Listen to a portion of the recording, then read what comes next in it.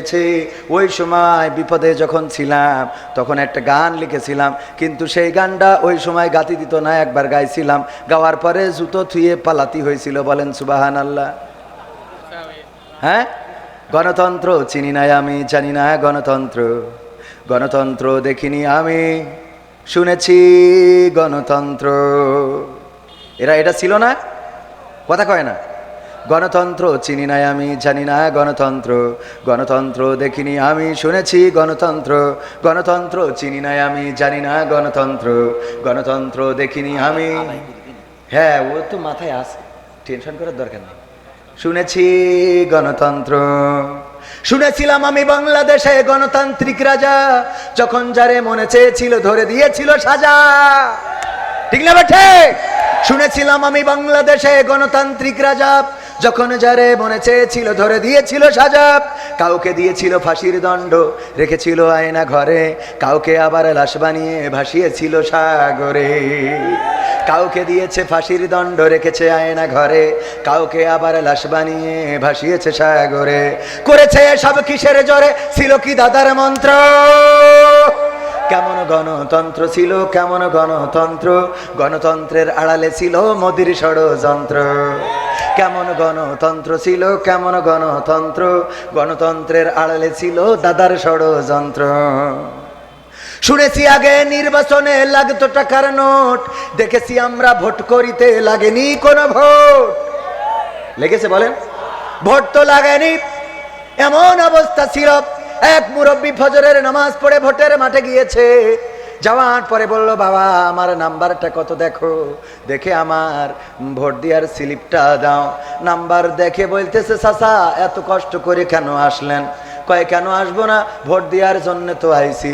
কয় আপনি মুরব্বী মানুষ, এত কষ্ট করে আসলেন, আমরা তো আপনার কাজটা সেরে দিয়েছি। কয় তা কি করে হবে, এই সকালবেলা তো আমরা রওনা দিয়েছি। কইলো আপনি রওনা দিয়েছেন কটার সময়? কয় ফজর পড়ে। ওরা কয় আমরা তাহাজ্জুদ পড়ে তো কাম সারিছি। কি করেছি? আমরা তো তাহাজ্জুদ পড়ে কাম সেরে ফেলেছি। ওগো চাচা আপনার কষ্ট করে আসা লাগবে না, আপনার কষ্ট আমাদের সহ্য হয় না, এই জন্যে আগে আমরা তাহাজ্জুদ পড়ে ওই রাত্রি উঠে কাম সারিছি, আপনি যাইতে পারেন। চলে যাচ্ছে, আবার ডাক দিয়ে বলে, চাচা গো আর একটা কথা শোনেন, চাষির জন্য আবার কষ্ট করে পাঠায়েন না। কয় কেন? কয় চাষি তো, চাষির বুড়ো বলতেছে, চাষি তো মানে তোমার চাষি কি ভোট দিয়েছে? বলছে হ্যাঁ, চাষির ভোটটাও দিয়া শেষ। বলছে আরে কারে বিয়ে করিলাম রে আমার সোনার ময়না পাখি, কোন বাদোষে ভোট দিয়ে গেলি আমার দিলি ফাঁকি রে আমার কলজের ময়না পাখি। বুড়ো চাচা বলছে, ওরে আল্লাহ তোমার চাষির মতো নেমো খারাম পাওয়া যায় না, এত বড় নেমো খারাম কেমনে হইল, যার জন্যে আমি এখনো পথ চেয়ে থাকি, সে এমন একটা কাজ কেমনে করে গেল। ওই ভোটের যারা দায়িত্বে বলতেছে, চাচা কেন, চাচি কি এমন অন্যায় করেছে? বলছে তোমার চাচি মারা গেছে আজ 11 বছর হয়ে গেল, 11 বছর পরে এসে ভোটটা দিয়ে গেল, কিন্তু আমার সাথে দেখা করে গেল না। এর মতো নেমো খারামের সাথে কেমনে আমি জান্নাতে যাব রে? কথা কি বোঝা গেছে? শুনেছি আগে নির্বাচনে লাগতো টাকার নোট, দেখেছি আমরা ভোট করিতে লাগেনি কোনো ভোট। ভোটের আগেই পাশ হয়েছে মন্ত্রী মিনিস্টার, লাগেনি মিছিল, লাগেনি মিটিং, লাগেনি তো পোস্টার। নির্বাচন কমিশন ছিল ইন্ডিয়ান কোন যন্ত্র। কেমন গণতন্ত্র ছিল, কেমন গণতন্ত্র, গণতন্ত্রের আড়ালে ছিল মোদির ষড়যন্ত্র। কেমন গণতন্ত্র ছিল, কেমন গণতন্ত্র, গণতন্ত্রের আড়ালে ছিল দাদার ষড়যন্ত্র। বিরোধী দল যারা সংসদে ছিল তারা ছিল পোষা ময়না, দেশ জ্বলে পুড়ে হয়েছিল ছাই, তবুও তো কিছু কয় না। বিরোধী দল যারা সংসদে ছিল তারা ছিল পোষা ময়না, দেশ জ্বলে পুড়ে হয়েছিল ছাই, তবুও তো কিছু কয় না। শাসনে ছিল না সততা নিষ্ঠা, বিচারের ছিল না মান, সংসদে বুঝি তাই শোনা যেত মমতাজের গান। এখন কি শোনা যায়? শাসনে ছিল না সততা নিষ্ঠা, বিচারের ছিল না মান, সংসদে বুঝি শোনা যেত মমতাজের গান। বিরোধী দল নাই, ওটা তো ছিল ডিজিটাল ষড়যন্ত্র। কেমন গণতন্ত্র ছিল, কেমন গণতন্ত্র, গণতন্ত্রের আড়ালে ছিল দাদার ষড়যন্ত্র।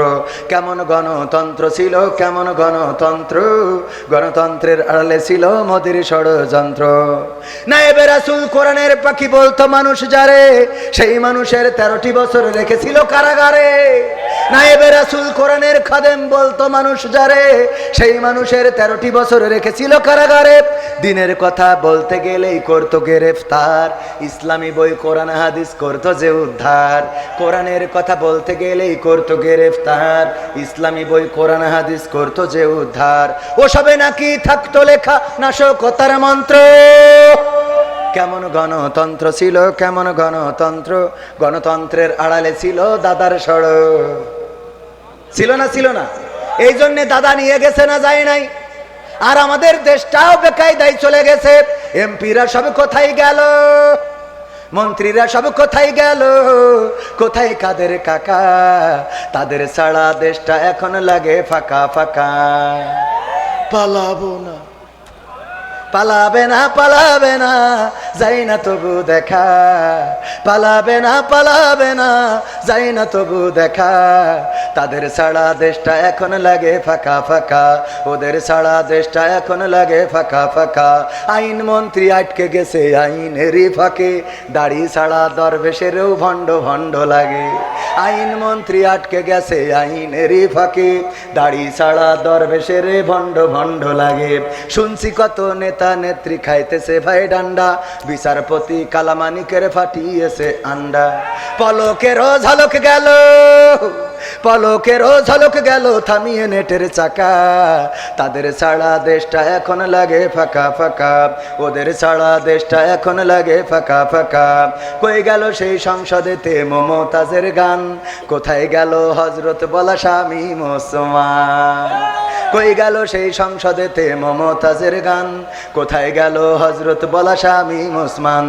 ইনু মেনন দীপু মনি আছে কারাগারে, বাপ করিলেও পাপ কখনো ছাড়ে কি আর তারে? কোথায় গেল স্পিকারের, কোথায় গেল স্পিকারের দৃষ্টি আঁকা বাঁকা? তাদের ছাড়া দেশটা এখন লাগে ফাঁকা ফাঁকা, ওদের ছাড়া দেশটা এখন লাগে ফাঁকা ফাঁকা। কোথায় গেল ব্যারিস্টার, কোথায় গেল আরাফাত আর ব্যারিস্টার সুমন? কথা বলার সময় তারা করেনি ওজন। মুরগি কবির খাইছে ধরা, জাফর কোথায় আছে? গোপনে কি সেও গেছে মোদি দাদুর কাছে?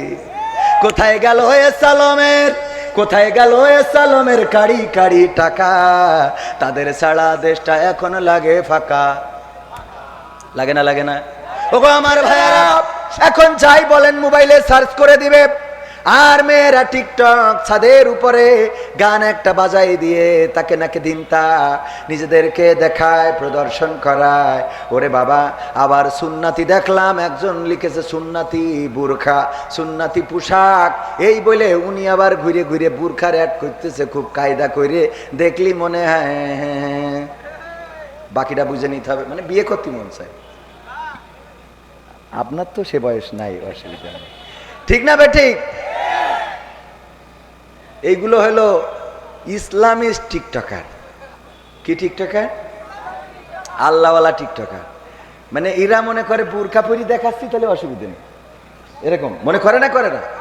বুরখা পরি কিছু মানে আছে, বলছে হুজুর আগামী দিন তো মনে হচ্ছে যেভাবে ইসলাম হয়তো ক্ষমতায় যাবে, তো ইসলাম তো অনেক কিছু করেছে, ইসলামী ব্যাংক, ইসলামী হাসপাতাল, তারপরে বিভিন্ন বিষয় ইসলাম দিয়ে কনভার্ট করে সুন্দর করে Islamic YouTube channel, Islamic TV channel সব তো করেছে।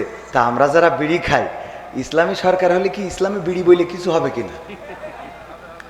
ইসলামী বিড়ি বইলে কিছু কি চালু হবে কিনা? কারণ আমাদেরও তো একটু বেশি থাকতে হবে। শয়তান। আমি বললাম ইসলাম যদি ক্ষমতায় যায়, আপনার বিড়ি নিয়ে টেনশন করার দরকার নাই, কারণ বিড়ি খাইলে কি হয়? কয় টেনশন দূর হয়। কি হয়? টেনশন দূর হয়। টেনশন হয় কি নিয়ে? কয় অভাব নিয়ে টেনশন হয়, স্ত্রী নিয়ে টেনশন হয়, সন্তান নিয়ে টেনশন হয়, সংসার নিয়ে টেনশন হয়। আমি বললাম এই জন্যে বিড়ি খান। ইসলাম যদি কায়েম হয়ে যায় তাইলে সংসার, সন্তান, অভাব অনটন সব টেনশন দূর করে দিবেন কি? যাকাত ভিত্তিক অর্থ ব্যবস্থা যদি কায়েম হয়ে যায় তাইলে গরিব দুঃখী মেহনতি জনতা যারা গরিব রয়েছে, অভাব অভাব অভাব যাদের, অনাথ যারা, তাদেরকে জাকাতের পয়সা দেওয়া হবে। এই গরিব দুঃখী মেহনতি মানুষগুলো জাকাতের পয়সা পাবে, ভূগোল বাজাবে আর সংসার চালাবে। সুতরাং টেনশনে আর বিড়ি খাওয়া লাগবে, কথা কয় না, লাগবে লাগবে না। যারা পরকিয়া করে, পরকিয়া করা লাগবে না, লাগবে না, লাগবে না। কারণ ইসলামে বিয়ের বিধান আছে কয়টা? জোরে বলেন কয়টা? মা বোনিরা বলছে হুজুর আগামীতে আর এই অঞ্চলে আসা হবে না। আমাদের ওদেরকে বুঝাই দিয়ে যান, 4টা বিয়ে করার আইন আছে, ইসলামে বিধান আছে না নাই? যদি কোনো নারী এই বিধানটাকে অপছন্দ করে, তাইলে সে আল্লাহর কোরআনকে, আল্লাহর আইনকে, আল্লাহর সিদ্ধান্তকে অবমাননা করলো। বলেন ঠিক না বেঠে? আল্লাহর আইনকে যারা অবমাননা করে তাদেরকে আমরা কি ভালো মানুষ মনে করা যাবে? তারা ইমানদার হতে পারবে না। কোরআনের 6666 আয়াত, মতান্তরে 6234টা আয়াত। এই আয়াত, প্রতিটা আয়াতে বিশ্বাস রাখতে হবে, ন্যূনতম সন্দেহ পোষণ করা যাবে। যালিকাল কিতাবু লা রাইবা ফীহি হুদাল লিল মুত্তাকিন।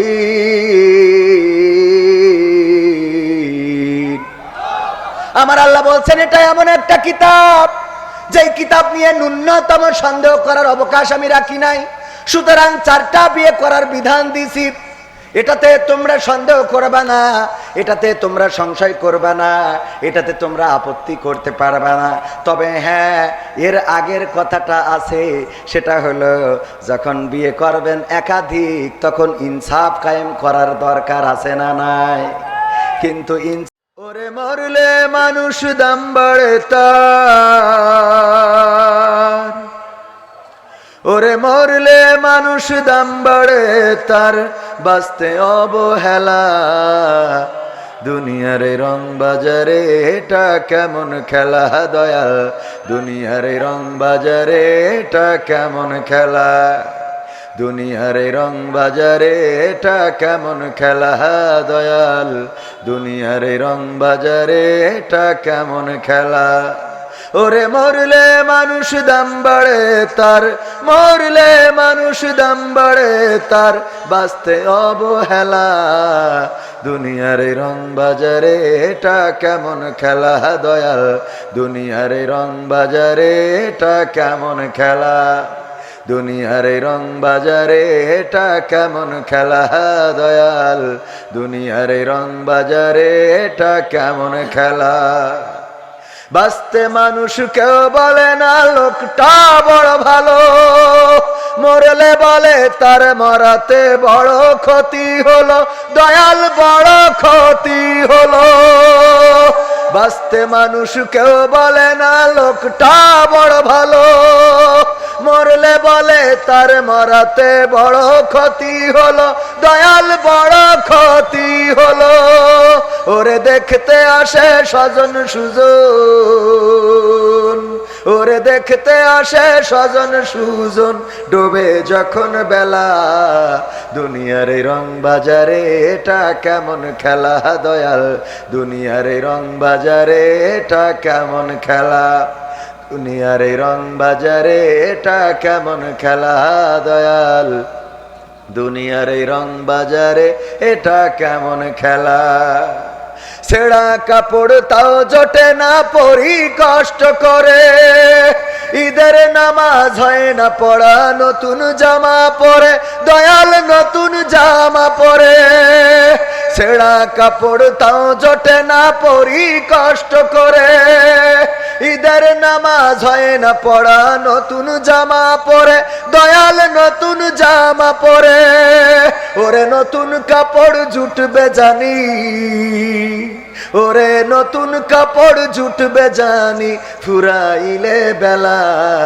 দুনিয়ার রং বাজারে এটা কেমন খেলা দয়াল, দুনিয়ার রং বাজারে এটা কেমন খেলা, দুনিয়ার রং বাজারে এটা কেমন খেলা দয়াল, দুনিয়ার রং বাজারে এটা কেমন খেলা।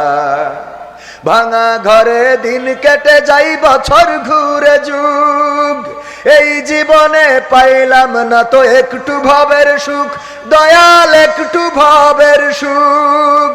ভাঙা ঘরে দিন কেটে যাই বছর ঘুরে যুগ, এই জীবনে পাইলাম না তো একটু ভাবের সুখ, দয়াল একটু ভাবের সুখ। ওরে মরলে আসে ঘর বানাতে, ওরে মরলে আসে ঘর বানাতে, করে না অবহেলা। দুনিয়ার এই রং বাজারে এটা কেমন খেলা দয়াল, দুনিয়ার এই রং বাজারে এটা কেমন খেলা, দুনিয়ার এই রং বাজারে এটা কেমন খেলা দয়াল, দুনিয়ার এই রং বাজারে এটা কেমন খেলা। ওরে মরলে মানুষ দাম বাড়ে তার, মরলে মানুষ দাম বাড়ে তার, বাঁচতে অবহেলা।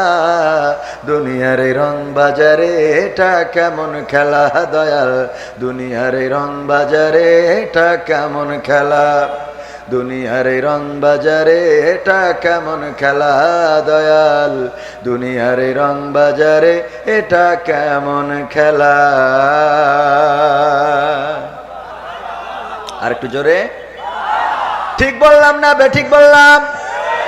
বেঁচে থাকতে মানুষের কদর করে কম, কিন্তু মারা যাওয়ার পরে মূল্যায়ন আছে না নাই? আমার যুবকেরা বিয়ে করতে চায়, মাকে বলে মা বিয়ে দাও নাইলে বাড়ি ছাড়বো, বাইক কিনে দাও নাইলে বাড়ি ছাড়বো, এইটা করে দাও নাইলে এইটা করব। দেখা যায় কথা শোনে নাই রে, হঠাৎ গলায় দড়ি দিয়েছে, কদর বাড়ে না কমে, কথা কয় না, বাড়ে না কমে। আহারে ছেলেটার যদি তাড়াতাড়ি বিয়েটা দিতাম তাইলে আজকে ছেলে হারানো লাগতো। হ্যাঁ, যুবকরা বলছে হুজুর ঠিক। শীতকাল আসতেছে তো খেয়াল রাখার দরকার আছে না নাই? বেঁচে থাকতে কদর করার দরকার, বেঁচে থাকতে কদর করে না, মারা যাওয়ার পরে কদর বেড়ে যায়। চাউল নাই, ডাউল নাই, বাজার নাই, তরকারি নাই, দেখার মানুষও নাই, কিন্তু মারা গেছে ওই দিন তার জন্য খিচুড়ি রান্না হবে। গ্রামে সবাই চাউল ডাউল দিয়ে, ওরে বাবা খিচুড়ি রান্নার লোকের অভাব হয়। ঘরটা বাতাসে উড়ে গেছে, টিনটা উড়ে গেছে, খুঁটিটা পড়ে গেছে, বাঁশের দরকার। গ্রামের কোনো মাতব্বার অথবা যাদের বাঁশ ঝাড় আছে, যে যদি বলে ভাই দুইখানা বাঁশ যদি দিতেন ঘরটা সোজা করতে পারতাম, খুঁটি লাগাতাম।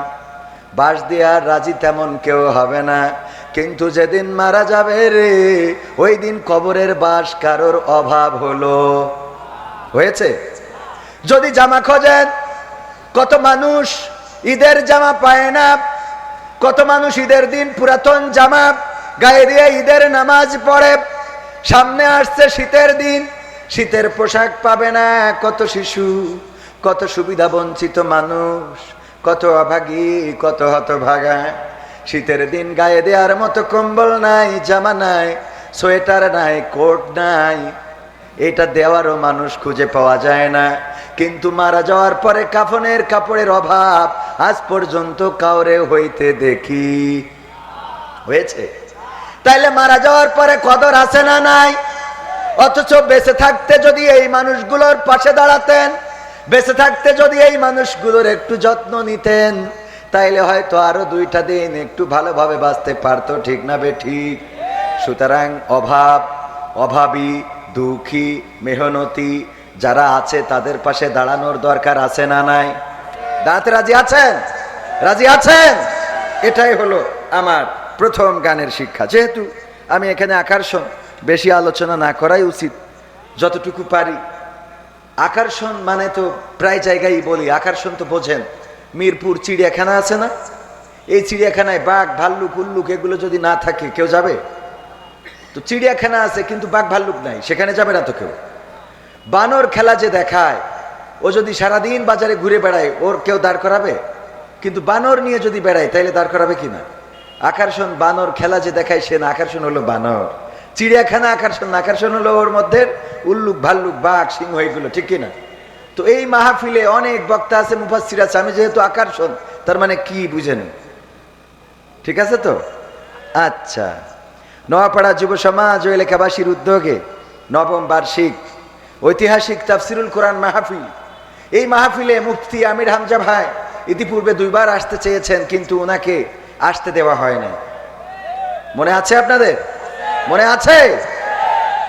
এখন মাহফিল হয় কিন্তু বন্ধ করার লোক খুঁজে পাওয়া যায় না।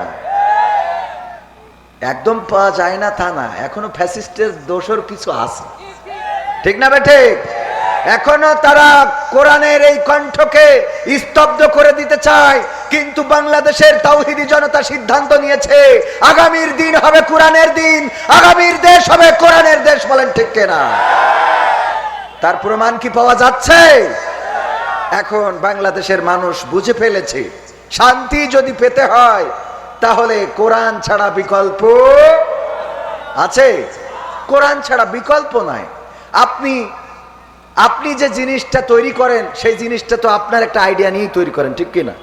আপনি যে ঘরটা করেছেন আপনার একটা আইডিয়া নিয়ে টয়লেটটা কোথায় হবে, আপনার একটা আইডিয়া নিয়ে কিচেনটা কোথায় হবে, আপনার একটা আইডিয়া নিয়ে সিঁড়ির ঘরটা কোথায় হবে, এটা আপনার মতো একটা বুঝ করে করেছেন না?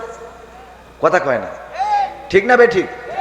তো আপনার যে বুঝটা, আপনার মতো একটা প্ল্যানিং করে আপনি ঘরটা করেছেন, ওই জায়গায় আর একজন যদি তার মতো করে করতে যায় দেখা যাবে যে আপনার শান্তি বিনষ্ট হচ্ছে।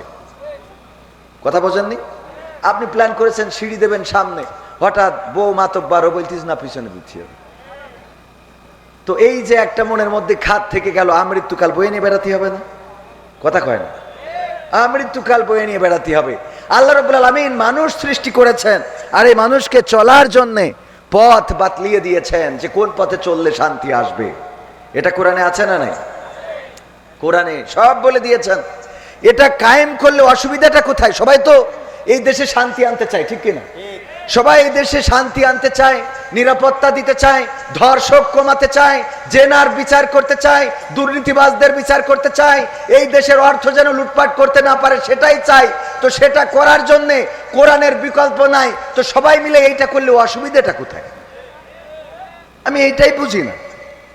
সবাই মিলে যদি এই কাজটাই করি তাইলে আমাদের তো নতুন করে আর দাড়ি পাল্লা কি হাত পাখা কি অন্য কিছু করা লাগে না, সবাই তো একটা মার্কা নিয়ে কাজ করা যায়। কথা কয় না? কোরআন যদি চায় সবাই তো এক প্রতীক নিয়ে, সেটা ধানের শীষ হোক, নৌকা হোক, শাপলা হোক, আর অন্য যা আসে নতুন আর একটা কিছু হোক, কোনো অসুবিধা আছে? কোরআন যারা চাইবে তাদের পক্ষে আমরা আসি না নাই? যে কোরআনের পক্ষের লোক সে যেই হোক আমরা তাদের লোক, এইটাই সিদ্ধান্ত। পরিষ্কার সিদ্ধান্ত কি? মানে আমি মাঝে মাঝে বলি সব দলেরই দেখা হলো, সব দলেরই দেখা হলো, কেমন করে চালায় দেশ, আগামীতে চাই যে দেখতে দাড়ি টুপির বাংলাদেশ। চান আপনারা? চলবে? বলবো? শুরুটা করি। নোয়াপাড়া যুব সমাজ ও এলাকাবাসীর উদ্যোগে এই তাফসিরুল কোরআন মাহফিলের সম্মানিত সভাপতি জনাব আলহাজ আহমদ আলী সাহেব। সভাপতিদের কষ্ট খুব বেশি, চুপচাপ বসে থাকতে হয়। আর আগের সময় তো সভাপতিরা হয়তো বেশি সরকারি দলের, বসে যাই বলা চুপচাপ শুনিয়ে শুধু হু হু করতে হতো, তাছাড়া তো রাস্তা ছিল না। তো কষ্ট, আল্লাহ এই কষ্টের উত্তম প্রতিদান দান করুন, বলেন আমিন। জাযায়ে খায়ের দিয়ে দিন আমার আলহাজ আহমদ আলী সাহেবকে, সভাপতি নোয়াপাড়া পশ্চিমপাড়া কেন্দ্রীয় জামে মসজিদ। এছাড়া সার্বিক তত্ত্বাবধানে রয়েছেন মাওলানা মুফতি শফিকুল ইসলাম সাহেব, যিনি বিলপাড়া জামে মসজিদের সম্মানিত ইমাম, এবং মাহফিল পরিচালনায় রয়েছেন ইমদাদুল হক মিলন সাহেব। আজকে মাহফিলে আলোচনা করবেন, মাহফিলের মধ্যমণি যিনি, প্রধান আকর্ষণ, প্রধান বক্তা, আন্তর্জাতিক খ্যাতি সম্পন্ন মুফাসসিরে কোরআন, প্রিয় উস্তাদ আল্লামা আব্দুল্লাহ আল আমিন সাহেব। তিনি ইতিমধ্যে আমাদের মাঝে তাশরিফ এনেছেন।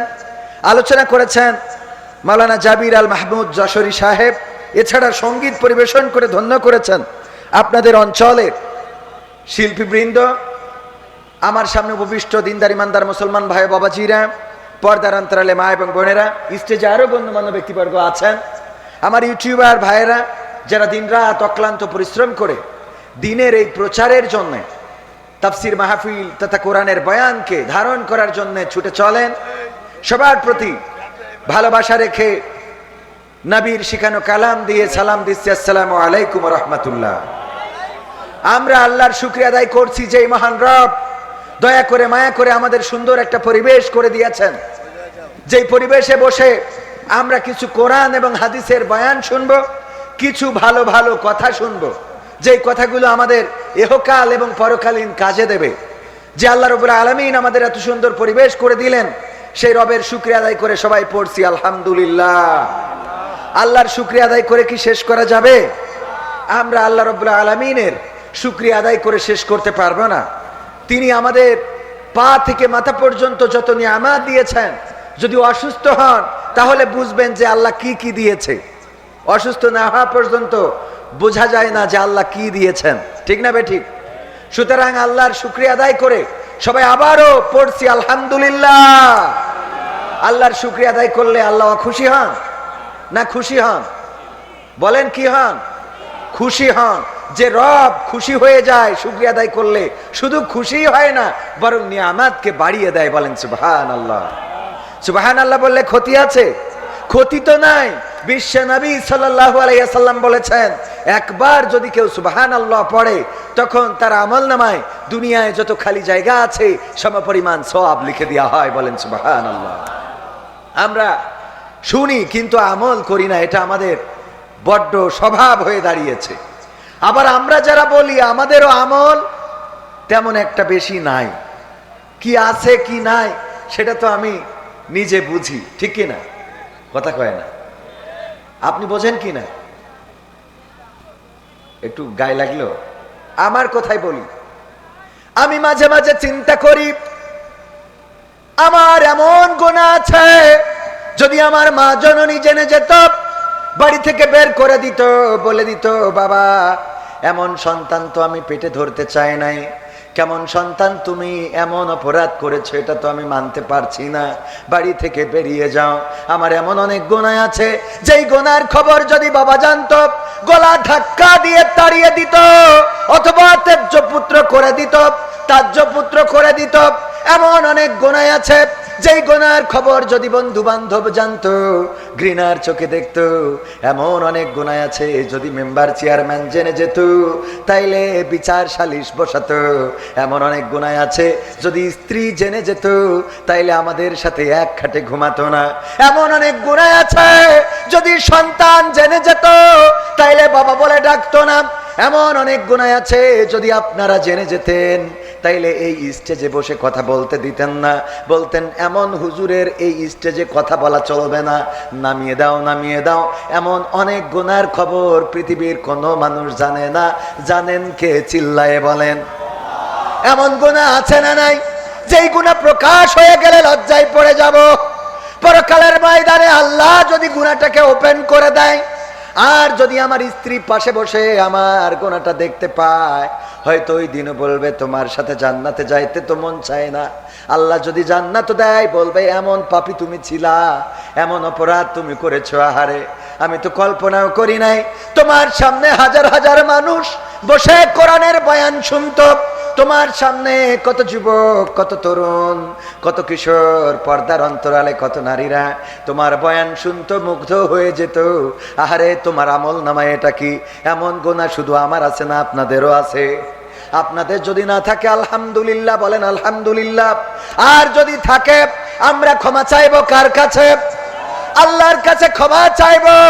আমল করতে হবে, আমলটা বাড়াতে হবে, যেটা জানবো সেটা আমলে আনতে হবে। আমার মা বোনেরা আছেন পর্দার অন্তরালে, আহারে অনেক মা বোন আছেন, যদি স্বামী আপনার পূর্বের ঘটনা জেনে যেত তাইলে এই স্বামী আপনার সাথে সংসার করতো না। এমন অপরাধী মনে হয় না এই অঞ্চলে? বলেন আছে না নাই? আছে মানে কি?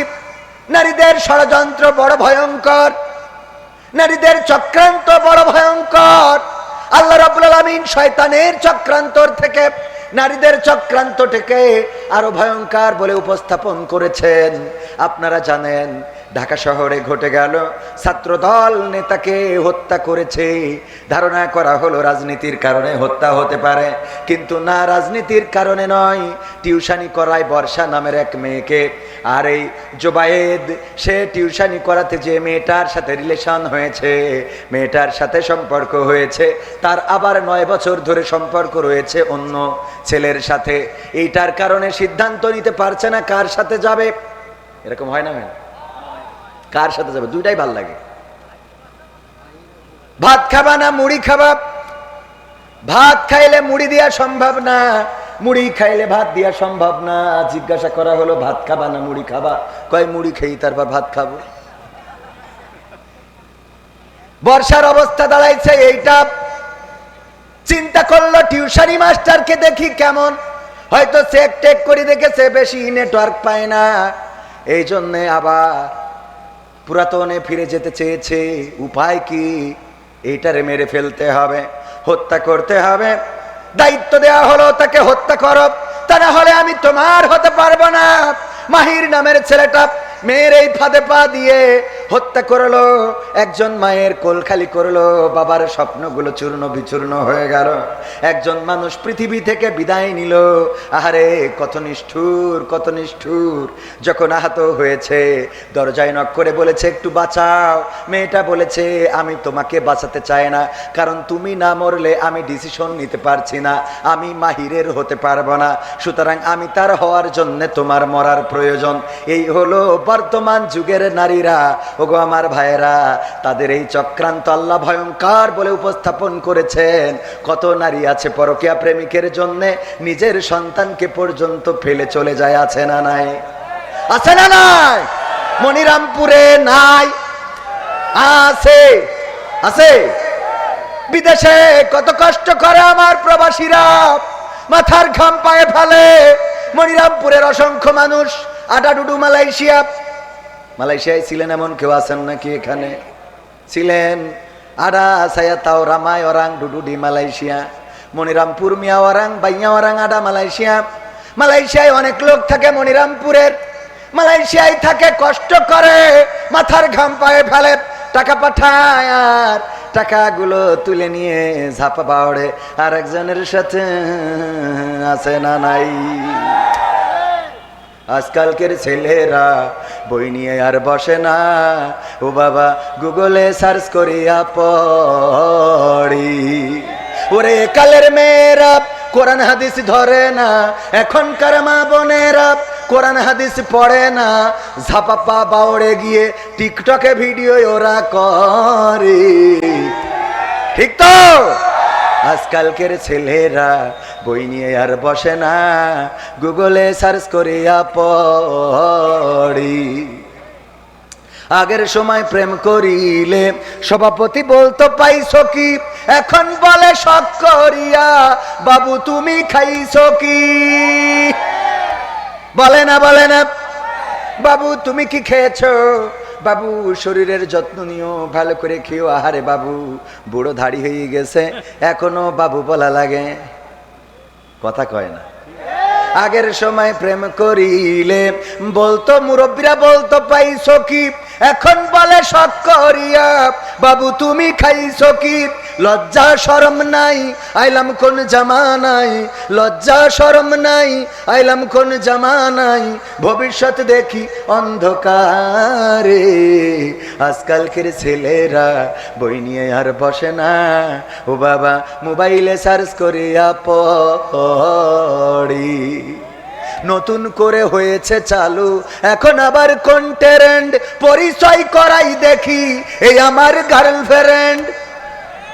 যুবকরা কথা কয় না। আমার জিএফ, আমার বিএফ, শর্টকাট আমার জিএফ। এটা কি শুধু ছেলেরা পরিচয় করায়? কথা কয় না, শুধু ছেলেরা করায়? নতুন করে হয়েছে চালু এখন আবার কোন ট্রেন্ড, পরিচয় করাই দেখি এই আমার বয়ফ্রেন্ড। কোন পাশে? মা বোনেরা এই পাশে। শরমের মাথা খাইয়া গেছে ওরা পাগল হইয়া, শরমের মাথা খাইয়া গেছে সব পাগল হইয়া, ভবিষ্যৎ দেখি অন্ধকারে। আজকালকের ছেলেরা বই নিয়ে আর বসে না, ও বাবা মোবাইলে সার্চ করিয়া পড়ে। এখনকার মা বোনেরা কোরআন হাদিস ধরে না, ও আল্লাহ টিকটকে ভিডিও ওরা করে। আজকালকের ছেলেরা বই নিয়ে আর বসে না, গুগলে সার্চ করিয়া পড়ি। আছে না নাই? আমাদের ছেলেরা এখন যাই বলেন মোবাইলে সার্চ করে দিবে। আর মেয়েরা টিকটক ছাদের উপরে গান একটা বাজাই দিয়ে তাকে নাকি দিনতা নিজেদেরকে দেখায়, প্রদর্শন করায়। ওরে বাবা, আবার সুন্নাতি দেখলাম একজন লিখেছে সুন্নাতি বুরখা, সুন্নাতি পোশাক, এই বলে উনি আবার ঘুরে ঘুরে বুরখার অ্যাড করতেছে খুব কায়দা করে। দেখলি মনে হয় হ্যাঁ, বাকিটা বুঝে নিতে হবে। মানে বিয়ে করতে মন চায়। আপনার তো সে বয়স নাই, অসুবিধা নেই, ঠিক না বে ঠিক? এইগুলো হলো ইসলামিস্ট টিকটকার। কি টিকটকার? আল্লাহওয়ালা টিকটকার। মানে এরা মনে করে বুরকা পরি দেখাচ্ছি তাহলে অসুবিধা নেই, এরকম মনে করে না, করে না? বুরকা পরি কিছু মানে আছে, বলছে হুজুর আগামী দিন তো মনে হচ্ছে যেভাবে ইসলাম হয়তো ক্ষমতায় যাবে, তো ইসলাম তো অনেক কিছু করেছে, ইসলামী ব্যাংক, ইসলামী হাসপাতাল, তারপরে বিভিন্ন বিষয় ইসলাম দিয়ে কনভার্ট করে সুন্দর করে Islamic YouTube channel, Islamic TV channel সব তো করেছে। তা আমরা যারা বিড়ি খাই, ইসলামী সরকার হলে কি ইসলামী বিড়ি বলে কিছু হবে কিনা? ইসলামী বিড়ি বলে কিছু কি চালু হবে কিনা? কারণ আমাদেরও তো একটু বেশি থাকতে হবে। শয়তান। আমি বললাম ইসলাম যদি ক্ষমতায় যায় আপনার বিড়ি নিয়ে টেনশন করার দরকার নাই, কারণ বিড়ি খাইলে কি হয়? কয় টেনশন দূর হয়। কি হয়? টেনশন দূর হয়। টেনশন হয় কি নিয়ে? কয় অভাব নিয়ে টেনশন হয়, স্ত্রী নিয়ে টেনশন হয়, সন্তান নিয়ে টেনশন হয়, সংসার নিয়ে টেনশন হয়। আমি বললাম এই জন্যে বিড়ি খান। ইসলাম যদি কায়েম হয়ে যায় তাইলে সংসার, সন্তান, অভাব, অনটন সব টেনশন দূর করে দিবেন। কি যাকাত ভিত্তিক অর্থ ব্যবস্থা যদি কায়েম হয়ে যায় তাইলে গরিব দুঃখী মেহনতি জনতা, যারা গরিব রয়েছে, অভাব অভাব অভাব যাদের, অনাথ যারা, তাদেরকে জাকাতের পয়সা দেওয়া হবে। এই গরিব দুঃখী মেহনতি মানুষগুলো জাকাতের পয়সা পাবে, ভূগোল বাজাবে আর সংসার চালাবে। সুতরাং টেনশনে আর বিড়ি খাওয়া লাগবে? কথা কয় না? লাগবে? লাগবে না। যারা পরকিয়া করে, পরকিয়া করা লাগবে না, লাগবে না, লাগবে না। কারণ ইসলামে বিয়ের বিধান আছে কয়টা? জোরে বলেন কয়টা? মা বোনেরা বলছে হুজুর আগামীতে আর এই অঞ্চলে আসা হবে না, আমাদের ওদেরকে বুঝাই দিয়ে যান 4টা বিয়ে করার আইন আছে, ইসলামে বিধান আছে না নাই? যদি কোনো নারী এই বিধানটাকে অপছন্দ করে তাইলে সে আল্লাহর কোরআনকে, আল্লাহর আইনকে, আল্লাহর সিদ্ধান্তকে অবমাননা করলো। বলেন ঠিক না বেঠে? আল্লাহর আইনকে যারা অবমাননা করে তাদেরকে আমরা কি ভালো মানুষ মনে করা যাবে? তারা ইমানদার হতে পারবে না। কোরআনের 6666 আয়াত, মতান্তরে 6234টা আয়াত। এই আয়াত, প্রতিটা আয়াতে বিশ্বাস রাখতে হবে, ন্যূনতম সন্দেহ পোষণ করা যাবে। যালিকাল কিতাবু লা রাইবা ফীহি হুদাল লিল মুত্তাকিন।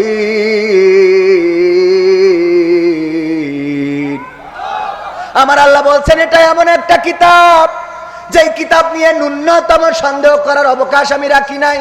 সুতরাং 4টা বিয়ে করার বিধান দিছি, এটাতে তোমরা সন্দেহ করবে না, এটাতে তোমরা সংশয় করবে না, এটাতে তোমরা আপত্তি করতে পারবে না। তবে হ্যাঁ, এর আগের কথাটা আছে, সেটা হলো যখন বিয়ে করবেন একাধিক তখন ইনসাফ কায়েম করার দরকার আছে না নাই? কিন্তু ছোট বোন নিয়ে যে ঝাপা বাওড়ে ঝাপালেন হবে? ছোট বউ নিয়ে ঝাপা বাওড়ে ঝাপালেন, কক্সবাজার গিয়ে কাঁপালেন, আর বড় বউ সন্তান নিয়ে কেঁদে কেটে বেড়াই, খাবার নাই ঘরে, বাজার নাই। এইটা যদি করেন তাইলে আপনার এই বিয়ে করা জায়েজ। কথা কয় না? মা বোনেরা বলছে তাহলে হুজুর ঠিক আছে, পরের লাইন না শুনে আগের তে লাফ দিলে হবে। কথা কয় না? হবে। বলল কবিতা লিখে আনবা ছাত্ররা আমার, কবিতা লিখবা, আমি দেখতে চাই কে ভালো কবিতা লেখো। কবিতা লিখেছে, জমাও দিয়েছে, এরকম চিরকুটে করে জমা দেওয়ার ওখানে লেখা রয়েছে চোখের জল উঠিয়াছে কপালে। বলছে তোর কবিতা হয়নি কেন? তা বলছে চোখের জল নিচে মুখে নামবে, কপালে যাবে কেন? এ কি কবিতা স্যার? হয়নি কবিতা? না, নম্বর পাবো না। না তো একটু পরের লাইনটা পড়েন। পরের লাইন পড়ে দেখে লেখা আছে চোখের জল উঠিয়াছে কপালে, পা দুটো বাঁধা ছিল কদমের ডালে। তাহলে তো চোখের জল কপালে আসবে। বলছে তাহলে ঠিক আছে। বলছে স্যার পরের লাইন না শুনে আগের তে লাভ দেন, এটা কি করা ঠিক? আমাদের দেশে এমন মানুষ আছে না নাই? বক্তৃতা দিল আমির হামজা ভাই কোন একজন আমেরিকান মহিলার কথা, কোন একজন গবেষকের কথা সম্ভবত বলেছে যে সে নাকি কোরআনে ভুল পেয়েছে 360টা। এই কথাটা বলতে যে বলেছে ওই মহিলা বা ওই গবেষক বলেছে আমি কোরআনে ভুল পেয়েছি 360টা। এই অংশটুকু কেটে লাগাই দিয়েছে যে আমির হামজা কোরআনে ভুল ধরেছে 360টা। বলেন নাউজুবিল্লাহ। এরকম কাটিং করার লোক আছে না নাই? আগেরটা শোনে না, পরেরটাও শোনে না, মাঝখান ধরি টানাটানি। একবার খবর আসলো আল্লামা দেলোয়ার হুসাইন সাইদির মেয়ে বেরোয় গেছে, বেরোয় যাওয়া তো বোঝেন আঞ্চলিক শব্দ, আর একজনের সাথে পালিয়ে গিয়ে বিয়ে করেছে। খবর আসলো ছোটবেলা বাবা বেঁচে আছে। আমি বাড়ি যেয়ে মাকে বললাম, মা খবর আমাদের গ্রামের অমুক জন বলল যে আল্লামা সাইদির মেয়ে নাকি বের হয়ে গেছে। বললো তোমার আব্বা বাড়ি আসুক তারপরে জানবানে। আব্বা বাড়ি আসার পরে জিজ্ঞাসা করা হলো, আব্বা বলল আল্লামা দেলোয়ার হুসাইন সাইদির তো মেয়েই নাই। কি নাই? এই জাতীয় অপপ্রচারকারী আছে না নাই? এমন যারা অপপ্রচার করে ওরা হলুদ মিডিয়া, হলুদ সাংবাদিক আর কিছু দুষ্কৃতিকারী, তারা নানান ভাবে অপপ্রচার করে ইসলামকে বাঁচাতে চায়। ইসলামী মূল্যবোধে যারা বিশ্বাসী তাদেরকে বাংলার জমিনে বিতর্কিত করতে চায়, মানুষ যেন তাদের থেকে দূরে যায়। এই কাজগুলো এখন করে না, আগেও ছিল। আল্লাহর নবী হজের সময় কোরআন তেলাওয়াত করছেন তাবুতে বসে। আবু জাহেল প্রত্যেক তাবুতে যায় আর বলে ওই দূরে যে ওই তাবুটা দেখা যায় ওইটাই যেন যাবা না, ওইটার ধারের কাছে যাবা না। বলল কেন? কারণ ওই লোকটা এই মক্কার পাগল। বলেন নাউজুবিল্লাহ। ওই লোকটার নাম মুহাম্মদ সাল্লাল্লাহু আলাইহি ওয়াসাল্লাম। সে মক্কার পাগল, আমরা তাকে পাগল বলেই জানি। সে কি জানি কবিতা পাঠ করে, তার কাছে জিন না শয়তান কে আসে জানি না। সে এমন কিছু পাঠ করে যে এটা শুনে অন্যরাও পাগল হয়ে যায়। সুতরাং খবরদার যেন তার কাছে যাবা না। এই অপপ্রচার আবু জাহেল করেছে। এখনকার জামানায়ও এমন অপপ্রচার আছে না নাই? আমার নবী কি পাগল ছিলেন? আমার নবী মজনুন ছিলেন না, আমার নবী পাগল ছিলেন না। আমার নবীর চরিত্রটা ছিল একেবারে চাঁদের গায়ে কলঙ্ক থাকতে পারে, কিন্তু বিশ্বে নবীর চরিত্রের মধ্যে কি কোনো কলঙ্ক ছিল? আল্লাহর নবীর মহিলা সাহাবী বলেছেন, দাওয়াত করে খাইয়েছেন। একজন পুরুষ সাহাবী দাওয়াত করেছেন, মা দাওয়াত করে খাওয়াবেন। আল্লাহর নবী সেই সাহাবীর বাড়িতে গিয়ে খেয়েছেন। ওই মহিলা সাহাবী বর্ণনা করেন, আমি চাঁদনি রাতে আকাশের চাঁদের দিকে তাকালাম আর নবী মুহাম্মাদের চেহারার দিকে তাকালাম। আমার মনে হলো চাঁদের গায়ে কালিমা আছে, কলঙ্ক আছে, কিন্তু নবী মুহাম্মাদের চেহারার মধ্যে কোনো কলঙ্কের দাগ নাই।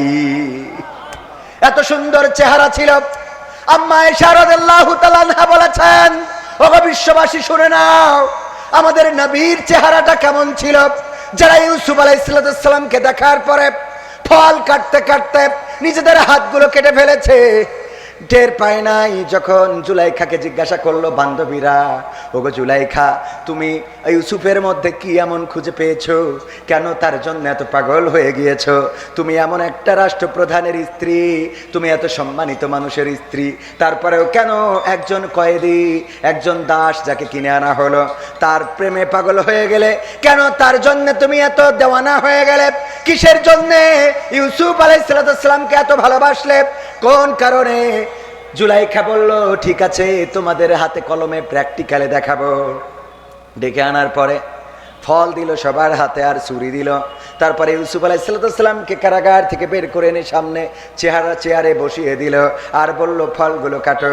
ফলগুলো কাটতে কাটতে কাটতে কাটতে কাটতে নিজেদের হাতগুলো কেটে টপ টপ টপ টপ করে রক্ত ঝরিয়ে ফেলেছে, টের পায় নাই। বলল, ওগো আমার বান্ধবীরা, ওগো সখীরা, তোমরা জানো নাকি আপেল শেষ হয়ে গেছে, এখন আঙ্গুল কাটা ধরেছ। ও তাকিয়ে দেখে, আহারে সত্যিই তো তাই, কখন আঙ্গুল কেটে ফেলেছে, চেহারা চেহারার দিকে তাকিয়ে টের পায় নাই।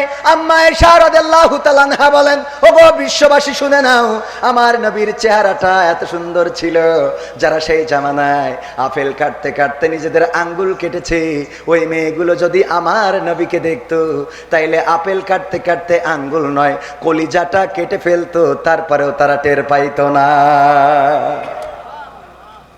রাসূল নামে কে এলো মদিনায়, রাসূল নামে ওরে আকাশের চন্দ্র কেড়ে, ওরে আকাশের চন্দ্র কেড়ে এলেন দুনিয়ায়, রাসূল নামে কে এলো মদিনায়, রাসূল নামে। আমি দেখি নাই শুনি নাই কথা, মানুষে না সে মানুষের ব্যথা রে, আমি দেখি নাই শুনি নাই কথা, মানুষে না সে মানুষের ব্যথা রে, ওরে এমন দরদীর কথা, ওরে এমন দরদীর কথা, শুনলে পরাণ ও জুড়ায়, রাসূল নামে কে এলো মদিনায়, রাসূল নামে। ও তার গলেতে তসবির মালা, কে চলে ওই কামলিওয়ালা রে, ও তার গলেতে তসবির মালা, কে চলে ওই কামলিওয়ালা রে, ওরে আমার বুকের দরগা তলা, ওরে আমার বুকের দরগা তলা, তার ডেকে নিয়ে আয়, রাসূল নামে কে এলো মদিনায়, রাসূল নামে।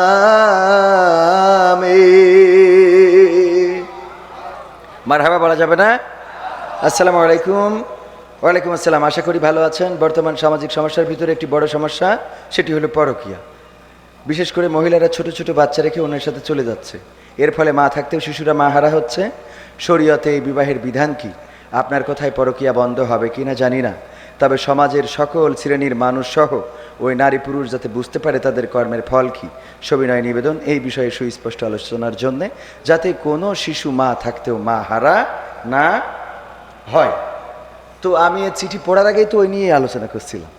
হ্যাঁ, তাইলে সাবজেক্ট ঠিকই আছে। শরীয়তের বিধান কি সেটা আমার পরের বক্তা বলবেন।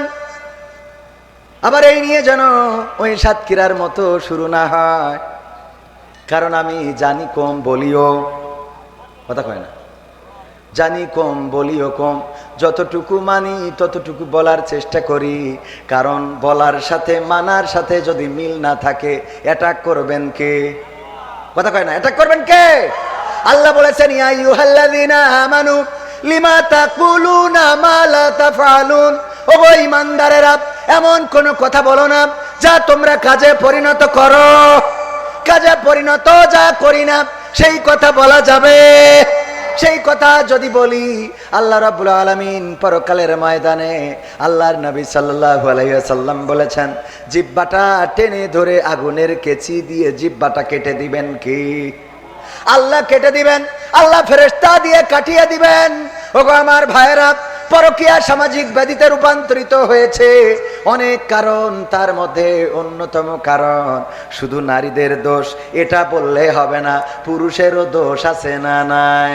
আডা ওরাং ডুডুডি মালয়েশিয়া পাকায় ওরাং ইন্দু নাডা কাতাডা। মালয়েশিয়ায় যারা ছিল তারা বুঝতে পেরেছে না পারে নাই? হাত উঁচু করেন, হাত উঁচু করেন। হ্যাঁ, বাইয়া ওরাং ডুডুডি Malaysia, ada orang pi Malaysia dia pakai orang Indun, pakai perempuan. Kalau sana pakai perempuan, dia pun pakai orang lain laki, butoy kata butoy. Malay ভাষায় বললাম, বুঝেছেন? মালয়েশিয়ায় যারা ছিল ট্রান্সলেশন করে দিই, বললাম এই দেশে থেকে যারা বিদেশে যায় অনেকে আছে, ওখানে যে নারী ব্যবহার করে এমন আছে না নাই? ওখানে যে নারী ব্যবহার করবা আর তোমার বউ তাহাজ্জুদ পড়বে, এটা তুমি পাইছাও কোন কিতাবে? কথা কয় না। তুমি অন্যায় করে বেড়াবা, রাত জেগে চায়ের দোকানে বসে শাহরুখ খান, পরিমণি, নুরা লায়লা এইগুলো দেখে বেড়াবা, আর মনে করবা তোমার স্ত্রী যায় নামাজে বসে তসবিহ টানতেছে, সেটা হবে না। ও সিরিয়াল দেখে দেখে ও তুমি যেমন পরিমণির দেখি বলো মালডা বেশ, ও তেমন কবির বিন সামাদের দেখি কয় যে হুজুরটা যদি আমার হইতো। কি হ্যাঁ, তুমি আর একটা সাথী পারলি, ও সাথী আরে না। এই মানসিকতা আল্লাহ দিয়েই মানুষকে বানিয়েছেন। আদম আলাইহিস সালামকে সৃষ্টি করলেন। আহারে, সৃষ্টি করার পরে একা একা জান্নাতে ভালো লাগে না।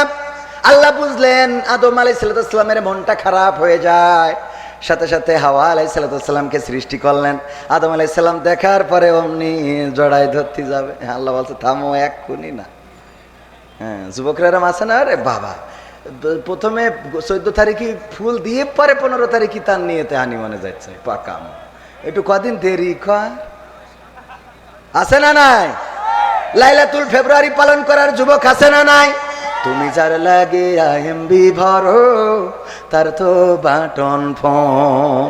ওরে কেমন করে বুঝবে গো সে, কেমন করে বুঝবে গো সে ডিজিটাল তোর মন। তুমি যার লাগিয়া, তুমি যার লাগিয়া এমবি ভরো, তার তো বাটন ফোন।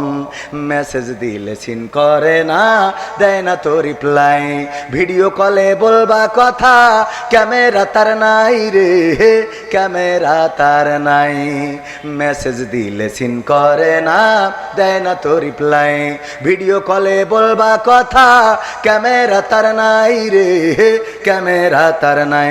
ওরে ডিজিটাল এই যুগ জামানাই, ডিজিটাল এই যুগ জামানাই, অ্যানালগ তার মন। তুমি যার লাগিয়া, তুমি যার লাগিয়া এমবি ভরো, তার তো বাটন ফোন। প্রেম প্রীতি ভালোবাসা বিয়ের আগে নয়। হ্যাঁ, এবার যুবকরা ঠিক কয় না, এই ঠিক না বেটে? প্রেম প্রীতি ভালোবাসা বিয়ের আগে নয়। মনের মধ্যে রাখো যুবক আল্লাহ তাআলার ভয় রে, পরকালের ভয়। ওরে তবেই তুমি মুক্তি পাবা, তবেই তুমি মুক্তি পাবা দোজখের আগুন। তুমি যার লাগিয়া, তুমি যার লাগিয়া এমবি ভরো, তার তো বাটন ফোন। এমন যুবক আছে না নাই? আরে মেয়ে মানুষের পিছনে ঘুরে বেড়ায়, সময় নষ্ট করে। গতকালকে আলোচনায় বলেছিলাম, ও বয়ো যুবক, ওই 14 ফেব্রুয়ারির অপেক্ষা করে লাভ নাই, ওই ভ্যালেন্টাইন্স ডে গদখালি যে লাভ নাই। তুমি যারে চাও ওর পিছনে ঘুরে লাভ নাই, কারণ তুমি যারে চাও সে হয়তো আর একটারে চাইতে পারে না, পারে না। আবার এখনকার মেয়েরা চায় কাদের? গাঞ্জাখোর, মদখোর, ইয়াবাখোর যারা আমার মা বোনেরা সুন্দরী সুন্দরী মেয়েগুলো চাই তাদের, বলেন ঠিক কিনা? ঠিক না বেঠে? ভালো ভালো মেয়েগুলো সব ওইগুলো নিয়ে যায়। আজকেও ফেসবুকে দেখলাম, যদিও মুহতারাম আমিরে জামাত এবং সেক্রেটারি জেনারেল বলেছেন ফেসবুকের তথ্য নিয়ে আলোচনা করবেন না, কিন্তু কিছু কথা না বললেও হয় না।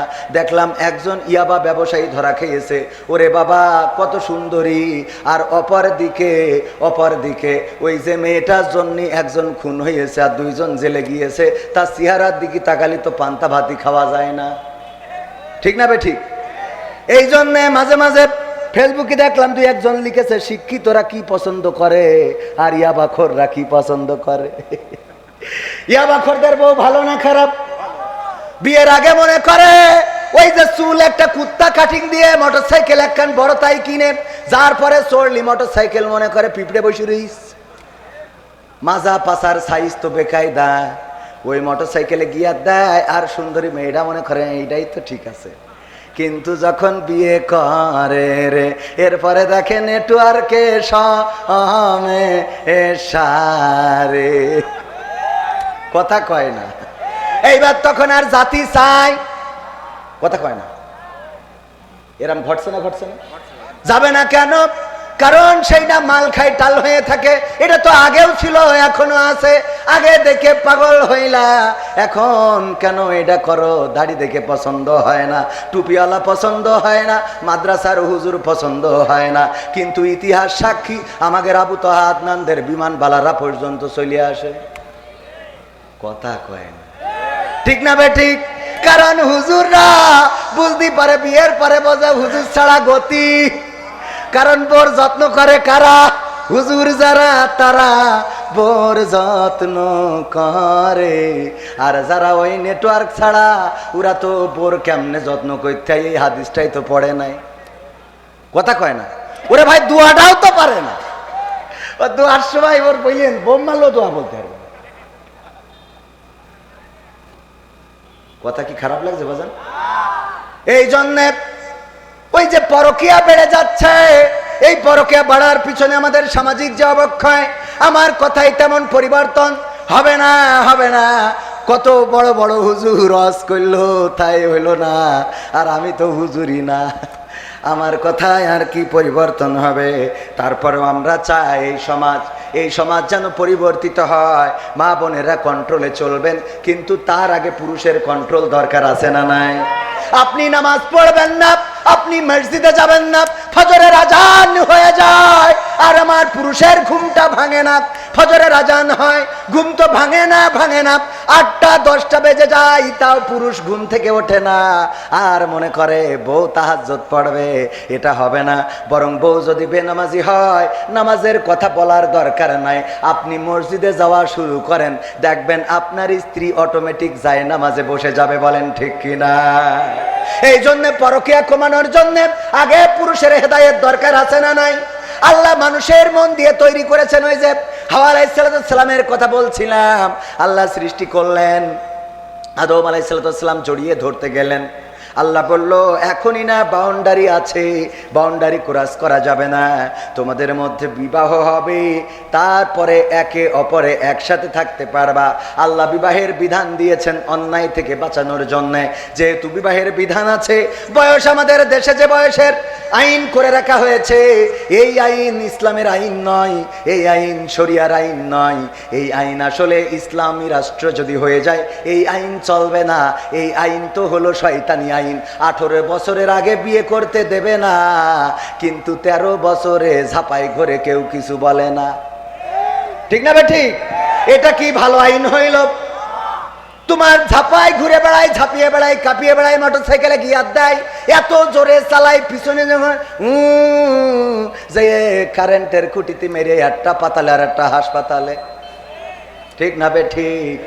এইগুলো করে বেড়ায়, এইটা নিয়ে কোনো আপত্তি নাই। কিন্তু বিয়ে করলে কিছু সমাজকর্মী যারা কয় সমাজের মূল্যবোধ নষ্ট হবে, এই জাতীয় কিছু মহিলা, কিছু পুরুষ আছে যাদের গায়ে আগুন ধরে যায়, পুলিশ নিয়ে যেয়ে বিয়ে বন্ধ করে, এমন আছে না নাই? আছে না নাই? এইগুলো বন্ধ করার দরকার। এইগুলো যদি বন্ধ করতে হয়, কোরআনের আইনের দরকার। কিসের আইনের দরকার? কোরআনের আইনের দরকার। ধর্ষণ করলে কোন সমাজকর্মী, কোন মানবতাবাদী কোনদিন চিৎকার করে তাদের কথা বলতে শুনি নাই। কিন্তু 18 বছরের আগে যদি বিয়ে করে তাইলে ওরা গলা ফাটায়। এইগুলো হলো শয়তানের প্রেতাত্মা। শয়তানেদের দায়িত্ব দিয়ে অন্য জায়গায় বসে আছে, এরা বাংলাদেশে কর্ম পরিচালনা করে। বলেন ঠিক কিনা? ঠিক না বেঠে? পুরুষ ভালো হওয়া লাগবে। পরকিয়া থামানোর জন্য আমার পুরুষদেরকে দিনদার ইমানদার হতে হবে, আল্লাহওয়ালা হতে হবে, নামাজি হতে হবে, রোজাদার হতে হবে, দাড়িওয়ালা হতে হবে, টুপিওয়ালা হতে হবে, টাকুনুর উপরে কাপড় পরতে হবে, পরের সম্পদ ফাঁকি দেওয়া যাবে না, চুরি করা যাবে না, মিথ্যা বলা যাবে না, মানুষের গালমন্দ করা যাবে না, গীবত করা যাবে না, পরনিন্দা করা যাবে না, পরচর্চা করা যাবে না, অন্যায়ভাবে কাউকে মারা যাবে না, অন্যায় কথা কাউকে শোনানো যাবে না। আল্লাহ রাব্বুল আলামিন এবং তার নবী যে আদর্শ দেখিয়ে দিয়েছেন, আল্লাহর হুকুম এবং রাসূলের আদর্শ অনুযায়ী যদি নিজেদেরকে গড়ে তুলতে পারেন তাইলে অটোমেটিক আপনার নারীরাও ভালো হয়ে যাবে, সমাজটাও ভালো হয়ে যাবে। বলেন ঠিক কিনা? মা বাবা যদি নামাজি হয়, সন্তান 5টার মধ্যে 1টা, হ্যাঁ 2টা খারাপ হতে পারে, কিন্তু 3টা নামাজি হবে, ম্যাক্সিমাম ভালো হবে। কি মাম? ঠিক না বেঠিক? মা বাবা যদি নামাজি হয়, সন্তান হয়তো 1টা 2টা, আল্লাহ গোমরা করতেও পারে। হেদায়েত কার কাছে? আল্লাহ নূহ আলাইহিস সালামের সন্তান কেনানকে হেদায়েত দেয় নাই। পিতা নবী, মানুষের কল্যাণের জন্য কাজ করেছে, কিন্তু নিজের স্ত্রী সন্তানকে ফেরাতে পারে নাই। আল্লাহ হেদায়েত না দিলে হবে নাকি? হবে। লূত আলাইহিস সালাম পারেন নাই স্ত্রীকে হেদায়েতের আলো তার হৃদয়ে প্রজ্বলিত করতে, কিন্তু ফেরাউন এত জাহেল, এত বড়। এই পৃথিবীর মধ্যে মানুষ নানান কিছু দাবি করে, ক্ষমতার চেয়ারটা রাখতে চায়, কিন্তু ফেরাউন এমন একজন ছিল যে আল্লাহর চেয়ারটা ধরে টান দিছিল। বলেন নাউজুবিল্লাহ। আর সেই ফেরাউনের স্ত্রী আসিয়া আলাইহিস সালামকে আল্লাহ হেদায়েতের নূর প্রজ্বলিত করে দিলেন। মৃত্যুকে বরণ করেছে, কিন্তু আল্লাহর পথ থেকে চুল পরিমাণ সরে যায় নাই। বলেন ঠিক কিনা? এই জন্য আল্লাহ যার হেদায়েত করবে সেটা ভিন্ন কথা, আল্লাহ যার গোমরাহ করবে সেটা ভিন্ন কথা। কিন্তু পিতামাতা যদি ভালো হয়, সন্তানও ভালো হবে। যেই সন্তানকে ফজরের নামাজের সময় ডাকলে মা বাবা বলতো ওর পরীক্ষা, সকালবেলা স্কুল, এখন মসজিদে যেতে পারবে না, ওই সন্তান বড় হয়ে মাদকাসক্ত হবে। এইটাই তো স্বাভাবিক, কারণ যেই সময় মানুষ বানানোর দরকার ছিল সেই সময় মানুষ বানাতে দেওয়া নাই। যখন তার কোরআনের আন্দোলনে নিয়ে যেতে চাওয়া হয়, যখন তার কোরআনের কর্মী বানাতে চাওয়া হয়, তখন বলে আমার সন্তানের দিয়ে রাজনীতি করাবো। এবার ও ইয়াবা নীতি করিয়ে বেড়ায়। কথা কয় না? ঠিক না বেঠে? আদর্শবান চরিত্রবান যদি খোঁজেন, দেখবেন দাড়িওয়ালা, টুপিওয়ালা, ইসলামিস্ট যারা, কোরআনের কর্মী যারা, দিনের খাদেম যারা, 2-1 জন 2-5 জন শয়তানের ওয়াসওয়াসায় পড়তে পারে না। কথা কয় না? একেবারে 100 কি ভালো? হয়তো একটা দেখাবেন যে ভাই অমুক হুজুর তো এই করেছে, এরম আছে না? 2-1টা তো শয়তানের গোমরায়, শয়তানের ওয়াসওয়াসায় পড়বে। শয়তানের তো কাজ দিয়ে আল্লাহ পাঠাইতেছে। ঠিক না বেঠিক? শয়তানের কাজ দিয়েছে না যে তুই যে ই কর। তবে আমি মনে করি শয়তানের যে ধৈর্য, এটা অবাক কাণ্ড। একটা মানুষের পিছনে আমৃত্যুকাল লেগে থাকে, আর আমাদের ধৈর্য, আমরা হুজুররা তুই ওয়াজ শুনলি শোন, না শুনলি বাড়ি চলি যা, এই বলি না? কিন্তু শয়তান কোনোদিন বলে নাই যে আমার গান শুনলি শোনো, না শুনলি চলে যাও, এটা বলে না। শয়তান সকালবেলা থেকে শুরু করে ইশারে নামাজ পর্যন্ত আপনার পিছনে লেগে থাকে, যে যেন মসজিদে না যেতে পারেন, যেন জামাতে নামাজ না পড়তে পারেন, কোরআন যেন না পড়তে পারেন। শয়তান সুন্দর করে বলে ফজরের তো কেবল আজান হইলো, আর একটু পরে উঠছে আনে। বলে না? ধৈর্য এত একেবারে মৃত্যু পর্যন্ত লেগে থাকে। কিন্তু আমরা হুজুররা টাকা না হলে তো ওয়াজই শুনায়নি। সভাপতি ওয়াজের কথা সত্য। ঠিক না ভাই? ঠিক। আমরা হুজুররা টাকা না দিলে আমরা মাঝে মাঝে স্ট্যাটাস দিই কোরআনের দাওয়াত নিয়ে মনিরামপুরি। সারা বছরে একদিনও দেখা গেল না যেই দিন টাকা পাইলাম ওই দিন কোরআনের দাওয়াত নিয়ে আইলাম। কত বড় কোরআন প্রেমিকা আমি। কথা কয় এটা কি সত্য না মিথ্যা বলছে? আমার কথা বলছি তা ঠিক করবেন না কেন? বলেন ঠিক না বে ঠিক? জোরে বলেন ঠিক না বে ঠিক? আরো জোরে ঠিক না বে ঠিক? আমি সূরা আসর তেলাওয়াত করেছি। সূরাটা সবার মুখস্থ ছোট্ট সূরা।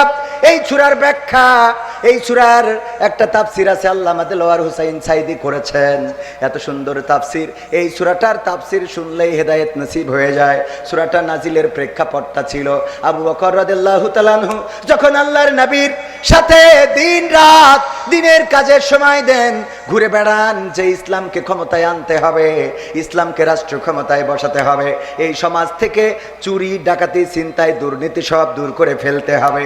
এর জন্য নবীর পিছনে যখন মেহনত করতেন তখন কাফেরেরা বলল, আবু বকর তুমি তো ক্ষতিগ্রস্তের মধ্যে পড়ে গেছো, তুমি যতদিন নবী মুহাম্মাদের সাথে ছিলে না সাল্লাল্লাহু আলাইহি সাল্লাম, তার সাথে যতদিন ছিলে না ততদিন তুমি ভালো ছিলে, তোমার তো দিনকাল ভালো চলতো, তোমার ব্যবসা বাণিজ্য ছিল ভালো, তুমি ঠিকমতো দোকান খুলতে পারতে, তুমি ঠিকমতো ব্যবসা বাণিজ্য দেখাশোনা করে সংসারটা চালাতে পারতে। কিন্তু নবী মুহাম্মাদের সাথে ঘোরা ধরে তোমার তো এখন সংসারটাও ঠিকমতো চলে না, এখন তোমার টাকা পয়সা তেমন নাই, এখন তুমি মধ্যবিত্ত থেকে গরিব হয়ে যাচ্ছ। ওগো বাবা আবু বকর তুমি তো নবী মুহাম্মাদের পিছনে যাওয়ার কারণে ক্ষতিগ্রস্তের মধ্যে পড়ে গেছো। এই কথা যখন আবু বকর রাদিয়াল্লাহু তাআলা আনহুকে বলল, বিশ্ব নবীর কান পর্যন্ত পৌঁছালো। আল্লাহ রাব্বুল আলামিন সূরা আসর নাজিল করে দিয়ে বললেন, ওগো পৃথিবীবাসী শুনে নাও, সময়ের কসম করে বলি শুধু আবু বকর নয়, প্রতিটা মানুষ ক্ষতিগ্রস্তের মধ্যে রয়েছে। শুধু আবু বকর রাদিয়াল্লাহু তাআলা আনহু নয়, প্রতিটা মানুষ ক্ষতিগ্রস্তের মধ্যে রয়েছে, সব মানুষ ক্ষতিগ্রস্তের মধ্যে রয়েছে। শুধু সেই মানুষগুলো বাদে। কোন মানুষগুলো? ইল্লাল্লাযীনা আমানু, যারা ঈমান এনেছে, ওয়া আমিলুস সলিহাত, এবং আমলে সলেহ করেছে, ভালো কাজ করেছে, তারপরে ওয়া তাওয়াসাউ বিল হক, এবং হকের নির্দেশ দিয়েছে, এবং কি করেছে? ধৈর্যের উপদেশ দিয়েছে। এই চারটা কাজ যারা করেছে তারা ক্ষতিগ্রস্ত থেকে বেঁচে গেছে। ঈমানের বিষয়ে আমরা সবাই জানি না জানি না জানি না জানি না ঈমান আমাদের আছে না নাই? আল্লাহর প্রতি ঈমান আছে না নাই? ওয়া মিনান নাসি মান ইয়াকুলু আমান্না বিল্লাহি ওয়া বিল ইয়াউমিল আখির ওয়া মা হুম বিমুমিনিন। আমার আল্লাহ বলছেন, মানুষের মধ্যে এমন অনেক লোক আছে যারা বলে আমরা ঈমান এনেছি আল্লাহর প্রতি এবং পরকালের প্রতি, কিন্তু আদতে তারা ঈমানদার নয়, নেফাকি করে, ওরা ঈমানদার হতে পারে নাই, এটা থেকে তারা বিমুখ হয়ে আছে। এখন বলেন আমরা বলে ঈমানদার, আর আল্লাহ বলে, ওরা মুখে বলে, আসলে বাস্তবতায় নাই। কার কথা সত্য, আমাদের না আল্লাহর? কার কথা সত্য? আল্লাহর কথা সত্য, 100% সত্য, দিবালোকের মতো সত্য। রাতের অন্ধকার যেমন আসে তেমন সত্য, এই পৃথিবী যেমন আছে এটা যেমন সত্য তেমন সত্য, সূর্য আছে চন্দ্র আছে এটা যেমন সত্য তেমন সত্য আল্লাহর কোরআনের কথা। আল্লাহ বললেন, মানুষের মধ্যে এমন অনেক লোক আছে যারা মুখে বলে আমরা আল্লাহকে বিশ্বাস করি, পরকালকে বিশ্বাস করি, অথচ তারা মুখে বিশ্বাস করে, মুখে বলে, অন্তরে বিশ্বাস করে না, বিশ্বাস পোষণ করে না। এখন চিন্তা করে দেখেন, আল্লাহর প্রতি ঈমান আনার পরে দ্বিতীয়তম কাজ কোনটা? হ্যাঁ হ্যাঁ, দুই একজন মনে করছে বলবো না বলবো না, জোরে বলেন কোনটা? আরো জোরে কোনটা? এর আওয়াজ দিলি আগামীতে স্লোগান দেয়া যাবে। সব দলেরই দেখা হলো, সব দলেরই দেখা হলো, কেমন করে চালায় দেশ, আগামীতে চাই যে দেখতে দাড়ি টুপির বাংলাদেশ, আগামীতে চাই যে দেখতে আল কোরআনের বাংলাদেশ। এমন নেতা চাই যে দেশে দুঃখ সবার বোঝে, গরিব দুঃখীর বাড়ি বাড়ি দুঃখ কষ্ট খোঁজে রে, দুঃখ কষ্ট খোঁজে। এমন নেতা চাই যে দেশে দুঃখ সবার বোঝে, গরিব দুঃখীর বাড়ি বাড়ি দুঃখ কষ্ট খোঁজে রে, দুঃখ কষ্ট খোঁজে। সব অধিকার ফিরিয়ে দিয়ে, সব অধিকার ফিরিয়ে দিয়ে আনবে দেশে খুশির লেশ, আগামীতে চাই যে দেখতে দাড়ি টুপির বাংলাদেশ, আগামীতে চাই যে দেখতে আল কোরআনের বাংলাদেশ। দুর্নীতি আর চাঁদাবাজি ভাই চলবে না এই দেশে, রুখে দিতে হবে তাদের, আসলে ফ্যাসিস্ট বেশে রে, আসলে ফ্যাসিস্ট বেশে। দুর্নীতি আর চাঁদাবাজি ভাই চলবে না এই দেশে, রুখে দিতে হবে তাদের, আসলে ফ্যাসিস্ট বেশে রে, আসলে ফ্যাসিস্ট বেশে। ভুলের পথে থাকলে অটল, ভুলের পথে থাকলে অটল, এহ পরকাল হবে শেষ। আগামীতে চাই যে দেখতে দাড়ি টুপির বাংলাদেশ, আগামীতে চাই যে দেখতে আল কোরআনের বাংলাদেশ। ভ্রান্ত মতে বাতিল পথে শান্তি খোঁজে যারা, রবের ভাষায় চোখ থাকিতে অন্ধ বধির তারা রে, অন্ধ বধির তারা। ভ্রান্ত মতে বাতিল পথে শান্তি খোঁজে যারা, রবের ভাষায় চোখ থাকিতে অন্ধ বধির তারা রে, অন্ধ বধির তারা। ভুলের পথে চললে আইন আল কোরআনের, চললে আইন আল কোরআনের, তবে দেশটা চলবে বেশ। আগামীতে চাই যে দেখতে দাড়ি টুপির বাংলাদেশ, আগামীতে চাই যে দেখতে আল কোরআনের বাংলাদেশ। সব দলেরই দেখা হলো, সব দলেরই দেখা হলো, কেমন করে চালায় দেশ। আগামীতে চাই যে দেখতে দাড়ি টুপির বাংলাদেশ, আগামীতে চাই যে দেখতে আল কোরআনের বাংলাদেশ। চান আপনারা আগামীর দিন এই বাংলার জমিনে, আল্লাহর জমিনে, এই বাংলাদেশের মাটিতে কোরআনের আইন কায়েম হোক, এবং সেই কায়েম করার জন্য যদি আমাদেরকে রাজপথে থাকতে হয়, রাজি কারা কারা একটু দেখতে চাই।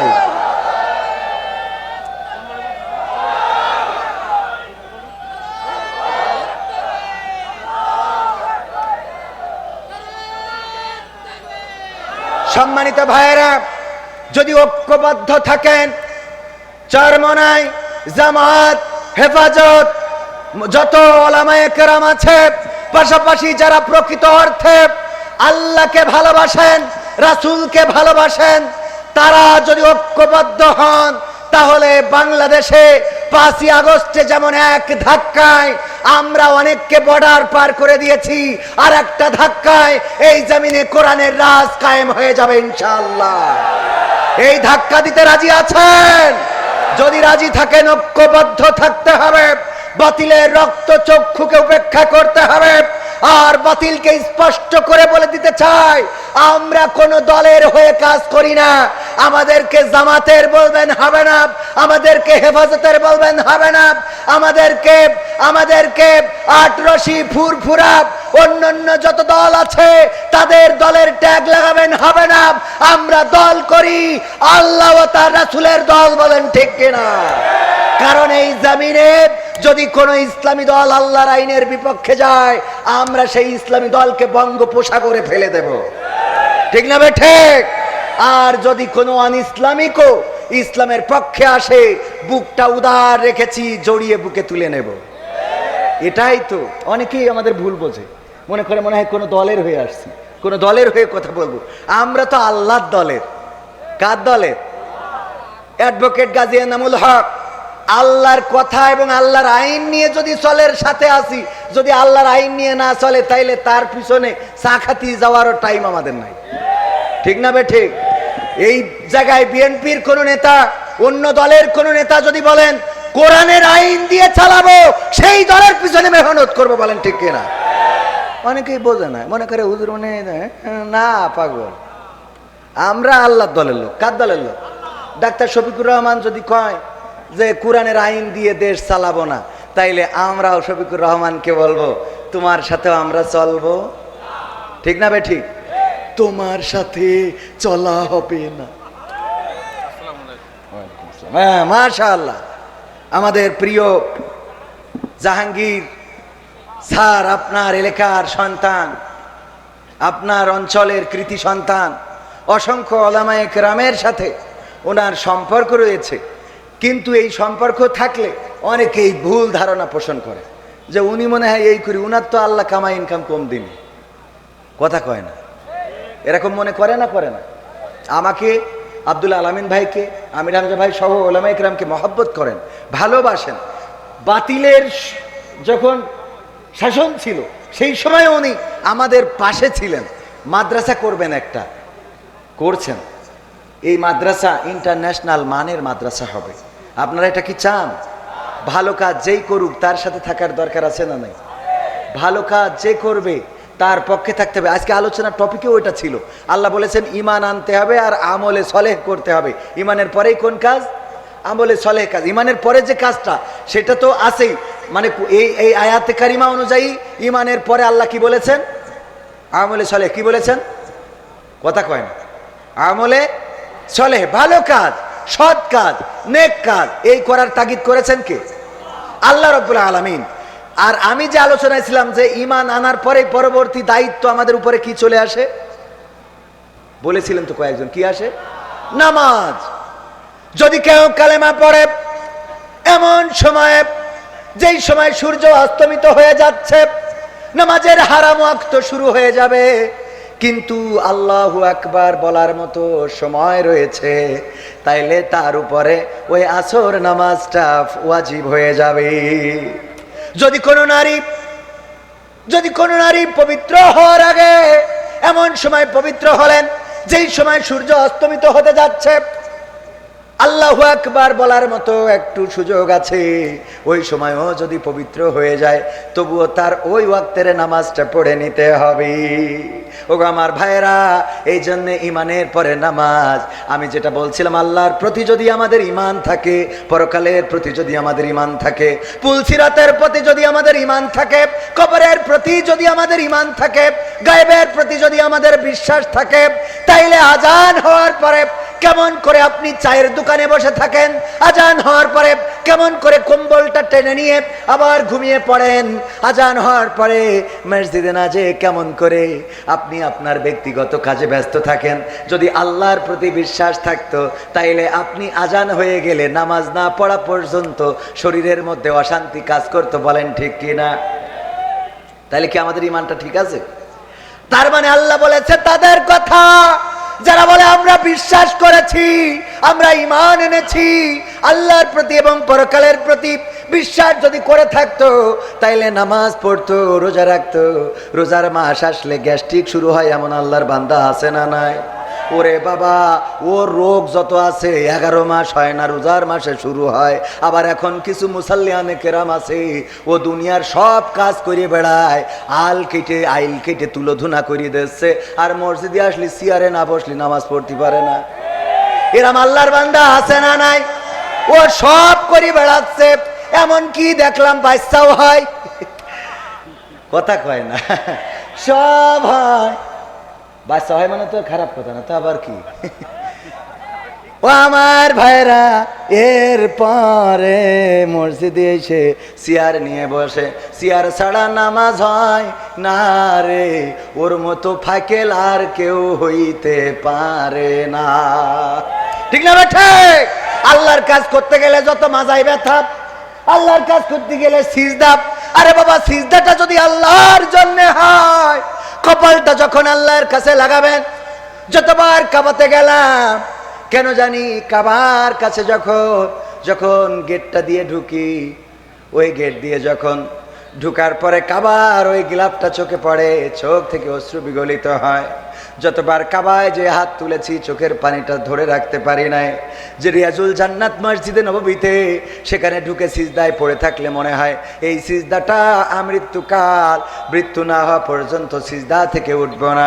পুলিশ জোর করে উঠিয়ে দেয়। যারা হজে গিয়েছেন তারা জানেন, হজে গিয়েছেন, ওমরায় আছেন না, পুলিশ জোর করে উঠিয়ে দেয়, ওগো আল্লাহর বান্দা ওঠো, তাড়াতাড়ি করে বের হও, আরো অন্য গ্রুপ ঢুকবে। সিজদায় গেলে মাথাটা নত করলে রিয়াজুল জান্নাতে কি শান্তি, এত শান্তি। আল্লাহর জন্য সিজদাটা যদি দিতে পারেন, আমরা একেবারে কাঠঠুকরার মতো ঠোকর মেরে নামাজ পড়ি, এটা করা যাবে না। নামাজ পড়বেন একেবারে খুশু খুজুর সাথে, রুকুটা করবেন সুন্দর করে, সিজদাটা করবেন সুন্দর করে। আপনি মাথায় রাখবেন, আপনি আল্লাহকে দেখেন না, কিন্তু দেখেন আল্লাহ আপনাকে দেখে না, দেখে না, আল্লাহ আপনাকে দেখে। সুতরাং আল্লাহ আপনাকে দেখছেন, এটা মাথায় রেখে রুকু করবেন, সিজদা করবেন, তাসবিহগুলো সুন্দর করে পাঠ করবেন, সিজদায় যাবে আর আল্লাহর কাছে বলবেন, মনের চাওয়াগুলো আল্লাহর কাছে বলবেন। দুটি হাত তুলে যারা মোনাজাত করে, আমি বলি দুই হাত তুলে মোনাজাতের চেয়ে যদি সিজদায় যে মোনাজাত করেন, এটা আল্লাহর কাছে আরো অধিক কবুল করার জন্যে, আল্লাহর কাছে এটা গ্রহণযোগ্য হয়ে যায়। বলেন সুবহানাল্লাহ। তাহাজ্জুদের নামাজে সিজদায় পড়ে সুবহানা রাব্বিয়াল আলা এটা বলেন, এরপরে আপনার চাওয়াগুলো বলেন। ওগো রব, তুমি পবিত্র, তুমি আমার কষ্ট দূর করে দাও, তুমি আমার অভাবটা দূর করে দাও, তুমি আমার চাকরির ব্যবস্থা করে দাও, তুমি আমার লেখাপড়ায় কামিয়াবি দান করে দাও, তুমি আমার ঘরে নেক পাত্রী দিয়ে দাও। আর যেই বোনেদের ভালো বিয়া হচ্ছে না, বয়স চলে যাচ্ছে, আল্লাহর কাছে বলেন, আল্লাহ তুমি আমাকে সুন্দর একটা পাত্র দিয়ে দাও। তাহাজ্জুদের নামাজে আল্লাহর কাছে মাথা নত করে চোখের অশ্রু ফেলে গভীর রাত যদি কাঁদতে পারেন, আল্লাহর নবী বলেছেন, আল্লাহ রাব্বুল আলামিন আরশ আজিম থেকে ফেরেশতাদেরকে ডেকে বলেন, ওগো ফেরেশতারা, আমার এই বান্দাগুলো সবাই যখন ঘুমানো, তখন এই বান্দাগুলো কেন এই রাতের অন্ধকারে এইভাবে সিজদায় পড়ে কান্নাকাটি করে, চোখের পানি কেন ফেলে? ফেরেশতারা বলে, ওগো আল্লাহ, তুমি তো আমাদের থেকে ভালো জানো, তুমি তো বান্দার মনের খবর রাখো। আল্লাহ বলে, তোদের কাছ থেকে শুনতে চায়। ফেরেশতারা বলে, আল্লাহ, ওই মানুষগুলো গুনাহ করেছে, ওই মানুষগুলো জেনা করেছে, ওই মানুষগুলো অন্যায় করেছে, ওই মানুষগুলো বাতিলের গোলামি করেছে, ওই মানুষগুলো অভাবে রয়েছে, ঋণগ্রস্ত রয়েছে, ওই মানুষগুলো রোগগ্রস্ত রয়েছে, কষ্টে রয়েছে, সংসারে অশান্তিতে রয়েছে। এই জন্য এই গভীর রাতে সবাই যখন ঘুমানো, তখন জেগে উঠে তোমাকে ডাকছে, যেন তুমি ডাকের সাড়া দাও। তুমি তো উত্তম ডাকের সাড়া দানকারী। আল্লাহ রাব্বুল আলামিন ফেরেশতাদেরকে বলেন, ওগো আমার ফেরেশতারা, তোমরা সাক্ষী থেকে যাও, এই গভীর রাতে যারা উঠলো, উঠে যারা আমাকে ডাকলো, আমার কাছে চাইলো, আমি ওদের সকল চাওয়াগুলো আমি আল্লাহ পাওয়া করে দিলাম। বলেন সুবহানাল্লাহ। এটা কি আমার কথা? এটা বিশ্ব নবী সাল্লাল্লাহু আলাইহি সাল্লাম বলেছেন। সুতরাং রাত জাগবেন, তাহাজ্জুদের নামাজ আদায় করবেন, আল্লাহর কাছে কাঁদাকাটি করবেন, গুনাহের জন্য কাঁদবেন, কষ্টের জন্য কাঁদবেন, অভাবের জন্য কাঁদবেন। আল্লাহ রাব্বুল আলামিন আপনার কষ্ট অভাব দূর করে দিবেন। আপনি সুখ চাইবেন, আল্লাহ সুখ দেবে, আল্লাহ আত্মিক প্রশান্তি দান করে দিবে। আল্লাহ রাব্বুল আলামিনের কাছে মাথা নত করে দিবেন। তার মানে ইমানের পরের কাজ হলো নামাজ আদায় করা। এরপরে আপনি সাওয়াম পালন করবেন, যাকাত দিবেন, হজ করবেন, এবিলিটি থাকলে, এটা ইসলামের স্তম্ভ গেল। আর সূরা আসর অনুযায়ী আপনি কি করবেন? আল্লাহ বলছেন ঈমান আনবেন, এরপরে সৎকর্ম করবেন। সৎকর্মের মধ্যে ছোট একটা টিপস আপনাদেরকে দিয়ে যাই। সৎকর্ম যারা করতে চান, মসজিদে তো যান, মসজিদে যাওয়ার পরে মসজিদের মুসাল্লিদের জুতোগুলো থাকে এলোমেলো, এই জুতোগুলো একটু ঘুরিয়ে সোজা করে দেওয়া যাবে না? যাবে না? যাবে? এটা সৎকর্ম। এই কাজগুলো করেন, ছোট্ট কাজ, কিন্তু এই কাজের সওয়াব বেশি না কম? ছোট কাজ। আমার স্যার বলেন, সেই দিন তুমি মনে করবা তুমি অহংকারী নও, যেই দিন তুমি ফকিরকে সালাম দিতে পারবা। কি করবা? ফকিরকে আমরা সালাম দিই, বরং ফকির সালাম দিলেন, আর আমারও তো এমনি মিজাজ খারাপ হয় ফকির দেখলে, কারণ এখন বেশিরভাগ ফকির ফকিরই না, বেশিরভাগ ফকির ফকিরই না। ফকিরকে সালাম দিবেন, অহংকার কমে যাবে। মসজিদের জুতা জোড়াটা সোজা করবেন, মানুষের সাথে ভালো আচরণ করবেন।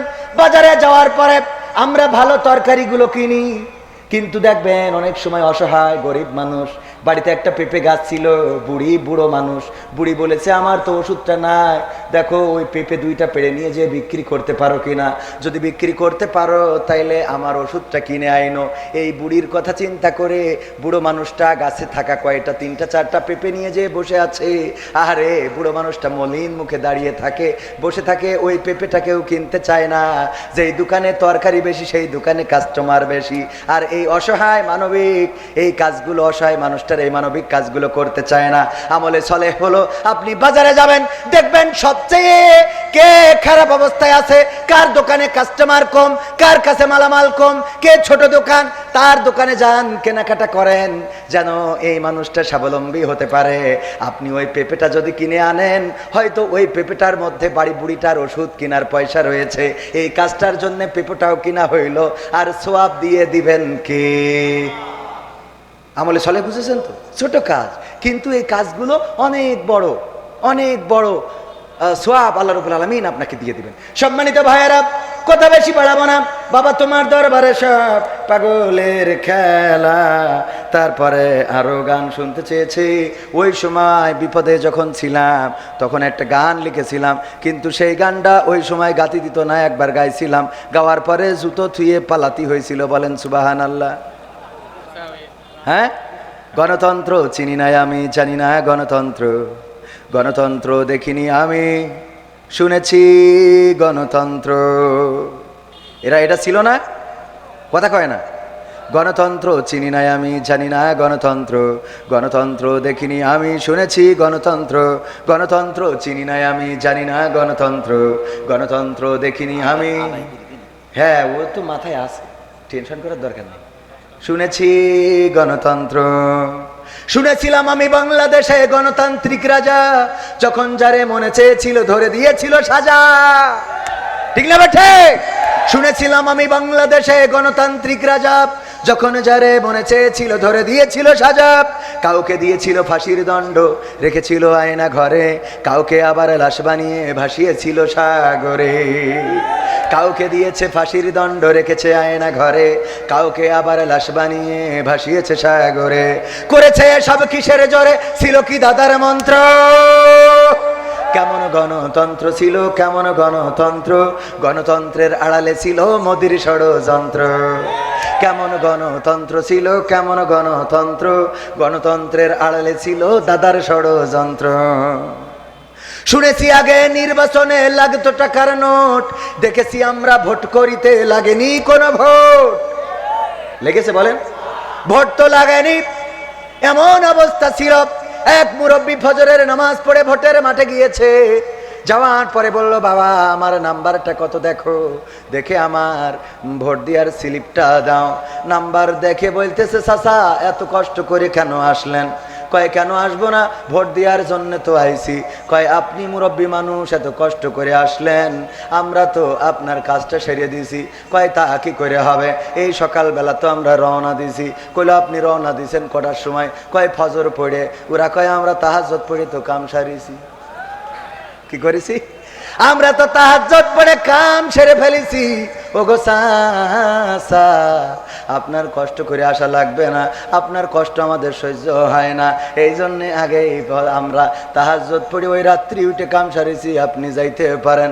চলে যাচ্ছে, আবার ডাক দিয়ে বলে, চাচা গো আর একটা কথা শোনেন, চাষির জন্য আবার কষ্ট করে পাঠায়েন না। কয় কেন? কয় চাষি তো, চাষির বুড়ো বলতেছে, চাষি তো মানে তোমার চাষি কি ভোট দিয়েছে? বলছে হ্যাঁ, চাষির ভোটটাও দিয়া শেষ। বলছে আরে কারে বিয়ে করিলাম রে আমার সোনার ময়না পাখি, কোন বাদোষে ভোট দিয়ে গেলি আমার দিলি ফাঁকি রে আমার কলজের ময়না পাখি। বুড়ো চাচা বলছে, ওরে আল্লাহ তোমার চাষির মতো নেমো খারাম পাওয়া যায় না, এত বড় নেমো খারাম কেমনে হইল, যার জন্যে আমি এখনো পথ চেয়ে থাকি, সে এমন একটা কাজ কেমনে করে গেল। ওই ভোটের যারা দায়িত্বে বলতেছে, চাচা কেন, চাষি কি এমন অন্যায় করেছে? বলছে তোমার চাষি মারা গেছে আজ 11 বছর হয়ে গেল, 11 বছর পরে এসে ভোটটা দিয়ে গেল, কিন্তু আমার সাথে দেখা করে গেল না। এর মতো নেম খারামের সাথে কেমনে আমি জান্নাতে যাব রে? কথা কি বোঝা গেছে? শুনেছি আগে নির্বাচনে লাগতো টাকার নোট, দেখেছি আমরা ভোট করিতে লাগেনি কোনো ভোট। ভোটের আগেই পাশ হয়েছে মন্ত্রী মিনিস্টার, লাগেনি মিছিল, লাগেনি মিটিং, লাগেনি তো পোস্টার। নির্বাচন কমিশন ছিল ইন্ডিয়ান কোন যন্ত্র। কেমন গণতন্ত্র ছিল, কেমন গণতন্ত্র, গণতন্ত্রের আড়ালে ছিল মোদির ষড়যন্ত্র। কেমন গণতন্ত্র ছিল, কেমন গণতন্ত্র, গণতন্ত্রের আড়ালে ছিল দাদার ষড়যন্ত্র। বিরোধী দল যারা সংসদে ছিল তারা ছিল পোষা ময়না, দেশ জ্বলে পুড়ে হয়েছিল ছাই, তবুও তো কিছু কয় না। বিরোধী দল যারা সংসদে ছিল তারা ছিল পোষা ময়না, দেশ জ্বলে পুড়ে হয়েছিল ছাই, তবুও তো কিছু কয় না। শাসনে ছিল না সততা নিষ্ঠা, বিচারের ছিল না মান, সংসদে বুঝি তাই শোনা যেত মমতাজের গান। এখন কি শোনা যায়? শাসনে ছিল না সততা নিষ্ঠা, বিচারের ছিল না মান, সংসদে বুঝি তাই শোনা যেত মমতাজের গান। বিরোধী দল নাই, ওটা তো ছিল ডিজিটাল ষড়যন্ত্র। কেমন গণতন্ত্র ছিল, কেমন গণতন্ত্র, গণতন্ত্রের আড়ালে ছিল দাদার ষড়যন্ত্র। কেমন গণতন্ত্র ছিল, কেমন গণতন্ত্র, গণতন্ত্রের আড়ালে ছিল মোদির ষড়যন্ত্র। নায়েবে রাসূল কোরআনের পাখি বলতো মানুষ যারে, সেই মানুষের 13টি বছর রেখেছিল কারাগারে। নায়েবে রাসূল কোরআনের খাদেম বলতো মানুষ যারে, সেই মানুষের 13টি বছর রেখেছিল কারাগারে। দিনের কথা বলতে গেলেই করতো গ্রেফতার, ইসলামী বই কোরআন হাদিস করতো যে উদ্ধার। কোরআনের কথা বলতে গেলেই করতো গ্রেফতার, ইসলামী বই কোরআন হাদিস করতো যে উদ্ধার। ওসবে নাকি থাকতো লেখা নাশকতার মন্ত্র। কেমন গণতন্ত্র ছিল, কেমন গণতন্ত্র, গণতন্ত্রের আড়ালে ছিল দাদার ষড়। ছিল না, ছিল না। এই জন্যে দাদা নিয়ে গেছে না যায় নাই। আর আমাদের দেশটাও বেকায়দায় চলে গেছে। এমপিরা সব কোথায় গেল, মন্ত্রীরা সব কোথায় গেল, কোথায় কাদের কাকা, তাদের ছাড়া দেশটা এখন লাগে ফাঁকা ফাঁকা। পালাবো না, পালাবে না, পালাবে না, যাই না তবু দেখা, পালাবে না, পালাবে না, যাই না তবু দেখা। তাদের ছাড়া দেশটা এখন লাগে ফাঁকা ফাঁকা, ওদের ছাড়া দেশটা এখন লাগে ফাঁকা ফাঁকা। আইন মন্ত্রী আটকে গেছে আইনেরই ফাঁকে, দাড়ি ছাড়া দরবেশেরও ভণ্ড ভণ্ড লাগে। আইন মন্ত্রী আটকে গেছে আইনেরই ফাঁকে, দাড়ি ছাড়া দরবেশের ভণ্ড ভণ্ড লাগে। শুনছি কত নেতা নেত্রী খাইতেছে ভাই ডান্ডা, বিচারপতি কালামানিকের ফাটিয়েছে আন্ডা। পলকেরও ঝলক গেল, পলকেরও ঝলক গেল থামিয়ে নেটের চাকা। তাদের ছাড়া দেশটা এখন লাগে ফাঁকা ফাঁকা, ওদের ছাড়া দেশটা এখন লাগে ফাঁকা ফাঁকা। কই গেল সেই সংসদেতে মমতাজের গান, কোথায় গেল হজরত বলা স্বামী মুসলমান। কই গেল সেই সংসদেতে মমতাজের গান, কোথায় গেল হজরত বলা স্বামী মুসলমান। ইনু মেনন দীপু মনি আছে কারাগারে, বাপ করিলেও পাপ কখনো ছাড়ে কি আর তারে। কোথায় গেল স্পিকারের, কোথায় গেল স্পিকারের দৃষ্টি আঁকা বাঁকা। তাদের ছাড়া দেশটা এখন লাগে ফাঁকা ফাঁকা, ওদের ছাড়া দেশটা এখন লাগে ফাঁকা ফাঁকা। কোথায় গেল ব্যারিস্টার, কোথায় গেল আরাফাত আর ব্যারিস্টার সুমন, কথা বলার সময় তারা করেনি ওজন। মুরগি কবির খাইছে ধরা, জাফর কোথায় আছে, গোপনে কি সেও গেছে মোদি দাদুর কাছে। কোথায় গেল সালমের, কোথায় গেল সালমের কাড়ি কাড়ি টাকা। তাদের ছাড়া দেশটা এখন লাগে ফাঁকা। লাগে না, লাগে না? ওগো আমার ভাইয়েরা, সময় বড় অল্প। আমার তো 2 ঘন্টা এমনি পাষাণ ভাঙতি ভাঙতি চলে যায়। যেহেতু লেখালেখি করতেছে, লেখেন যত মন চায়। ভাইয়েরা আমার, আমার জাহাঙ্গীর স্যার যত মন চাই লিখুক, কারণ লেখাপড়া করে স্যার হয়েছে, লিখবে না কেন? ঠিক না বেটি? আপনি লিখতে থাকেন, সারা রাত লেখেন, কোনো অসুবিধা নেই। আমাদের কাজ আমরা করি, রাজি আছেন না নাই? আমার সাথে আপনারা একসাথে আছেন না নাই? কারা কারা আমার সাথে ঐক্যবদ্ধ দেখি? ঐক্যবদ্ধ? লিল্লাহি তাকবীর, আল কোরআনের আলো, আল হাদিসের আলো, আমার নেতা তোমার নেতা, নারায়ে তাকবীর। আমার সাথে কেন থাকবেন? কারণ আমি যতক্ষণ পর্যন্ত আল্লাহ ও তার রাসূলের কথা বলবো, ততক্ষণ পর্যন্ত থাকার দরকার আছে না নাই? কিন্তু যখন এর বাইরে বলবো, তখন কি থাকা যাবে? থাকা যাবে? এখন যদি আমি আপনাদের বলি, ভাইয়েরা আমার, আমি একটা মনিরামপুরি একটা সিনেমা হল বানাবো, একটু টাকার দরকার, বলেন দেবেন নাকি কেউ? দেবেন কেউ? কিন্তু যদি বলি এই মাহফিলি টাকা লাগবে, দিতে রাজি আছেন না নাই? জোরে বলেন, রাজি আছেন না নাই? কারণ আমি খারাপ জিনিসের জন্য যদি চাই, দিয়া যাবে? বলেন দিয়া যাবে? দিয়া তো যাবে না, যাবে না। কিন্তু ভালো জিনিসের জন্য যদি চাই, দিয়ার দরকার আছে না নাই? এই কথার সাথে একমত কারা কারা? হাত উঁচু করেন। আপনারা একমত? একমত? জোরে টান টেনে করেছেন? যুবক রেডি, একদম প্র্যাকটিক্যালে পরীক্ষা হয়ে যাবে আজকে। ও আমিও তো হাত উঁচু করে ফেলিস। 500 টাকা দেন। ধার, আমার ধার আমি পরে শোধ করে দিচ্ছি। ওই রাশে পেমেন্ট তো বিকাশে না, না আমি হাত উঁচু করেছি না, আমি না দিলি ওরা নিজে হুজুরি 2 নম্বর করে 500 দেন। হ্যাঁ ঠিক আছে, 1000 টাকা ঠিক দেখেন না। এই হাত কই উঁচু করেন, নারায়ে তাকবীর। হাত দেখছেন কে? আল্লাহ। আমার পকেটে নেই বলে আর একজনের পকেটটা ধার নিছি, পরে আমি দিয়ে দেব। বাম হাতটা নামান, ডান হাতটা একটু নাড়ান, মুট করেন, ছাড়েন, মুট করেন, ছাড়েন, মুট করেন। আর ছাড়ার দরকার নেই। এবার নিজের পকেটে টাকা না থাকলে পাশের ডাই ঢুকান, তাও ঢুকান। যুবকরা তাড়াতাড়ি ঢোকেন। পকেটে যা আছে 1000, 2000, 5000, 10000 যা আছে আগে পকেটেরটা দেন। আর এখানে গণ্যমান্য ব্যক্তিবর্গ যারা আছেন, 5000, 10000 যুবকেরা সিনেমা হল বানাই নাই, পরিমণিরা নিয়ে আসে নাই, মনির খান, শাহরুখ খান, সালমান খান এদেরকে আনে নাই, এনে এসেছেন কোরআনে, নিয়ে এসেছেন কোরআনের খাদেম যারা। ওগো আমার ভাইয়েরা, আমি ব্যক্তিগতভাবে 500 টাকা দিয়ে শুরু করলাম। আপনারা 500, 1000, 2000, সভাপতি সাহেব 1000 দিলে কেমনে হবে? দেন ওই 500 দিন। আর আছে কয় হাজার, 1500 টাকা আল্লাহ বাড়িয়ে দাও সম্মান। 10,000 দেওয়ার মতো কেউ আছেন? সাহেব আলী সাহেব 1000 টাকার এক কান বঙ্গবন্ধুর নোট দান করলে আল্লাহ কবুল করে নাও। নে খায়া দিয়ে দাও। আর একজন 2000 না কিডা শফিকুল ইসলাম 1000 টাকা। আল্লাহ 500 টাকার 2 কান নোট। এই মা বোনদের মধ্যেও যান, মা বোনেরাও টাকা নিয়ে বসে আছে, এমন গিরে মারা মারে, ওই টাকা আবার আয়রন করতে ফাটাতে হয়। টাকার একেবারে কি ডারে আনসার আলী জোয়ারদার, নারায়ে তাকবীর। আনসার আলী সর্দার 2000 টাকা দিয়েছেন নগদ। আল্লাহ দানকে কবুল করব। গতবার একজন 10,000 টাকা দিয়েছিল। গত বছর একজন, আমি ছিলাম না, অন্যরা ছিল, 10,000 টাকা দিছিল। গতবার 10,000 টাকা আর এইবারের 10,000 টাকার মধ্যে পার্থক্য আছে না নাই? একটু 12,000 দিলি মোটামুটি ঠিক হয়। তাও অন্তত গতবার যেহেতু 10,000 দিছিল একজন, এইবারও অন্তত একজন 2জন 10,000 টাকা। দেখি কোন আল্লাহর বান্দা আছেন নাকি দেওয়ার মতো নগদ বা বাকিতে। ওগো আমার ভাইয়েরা, কেউ মাহরুম হবেন না।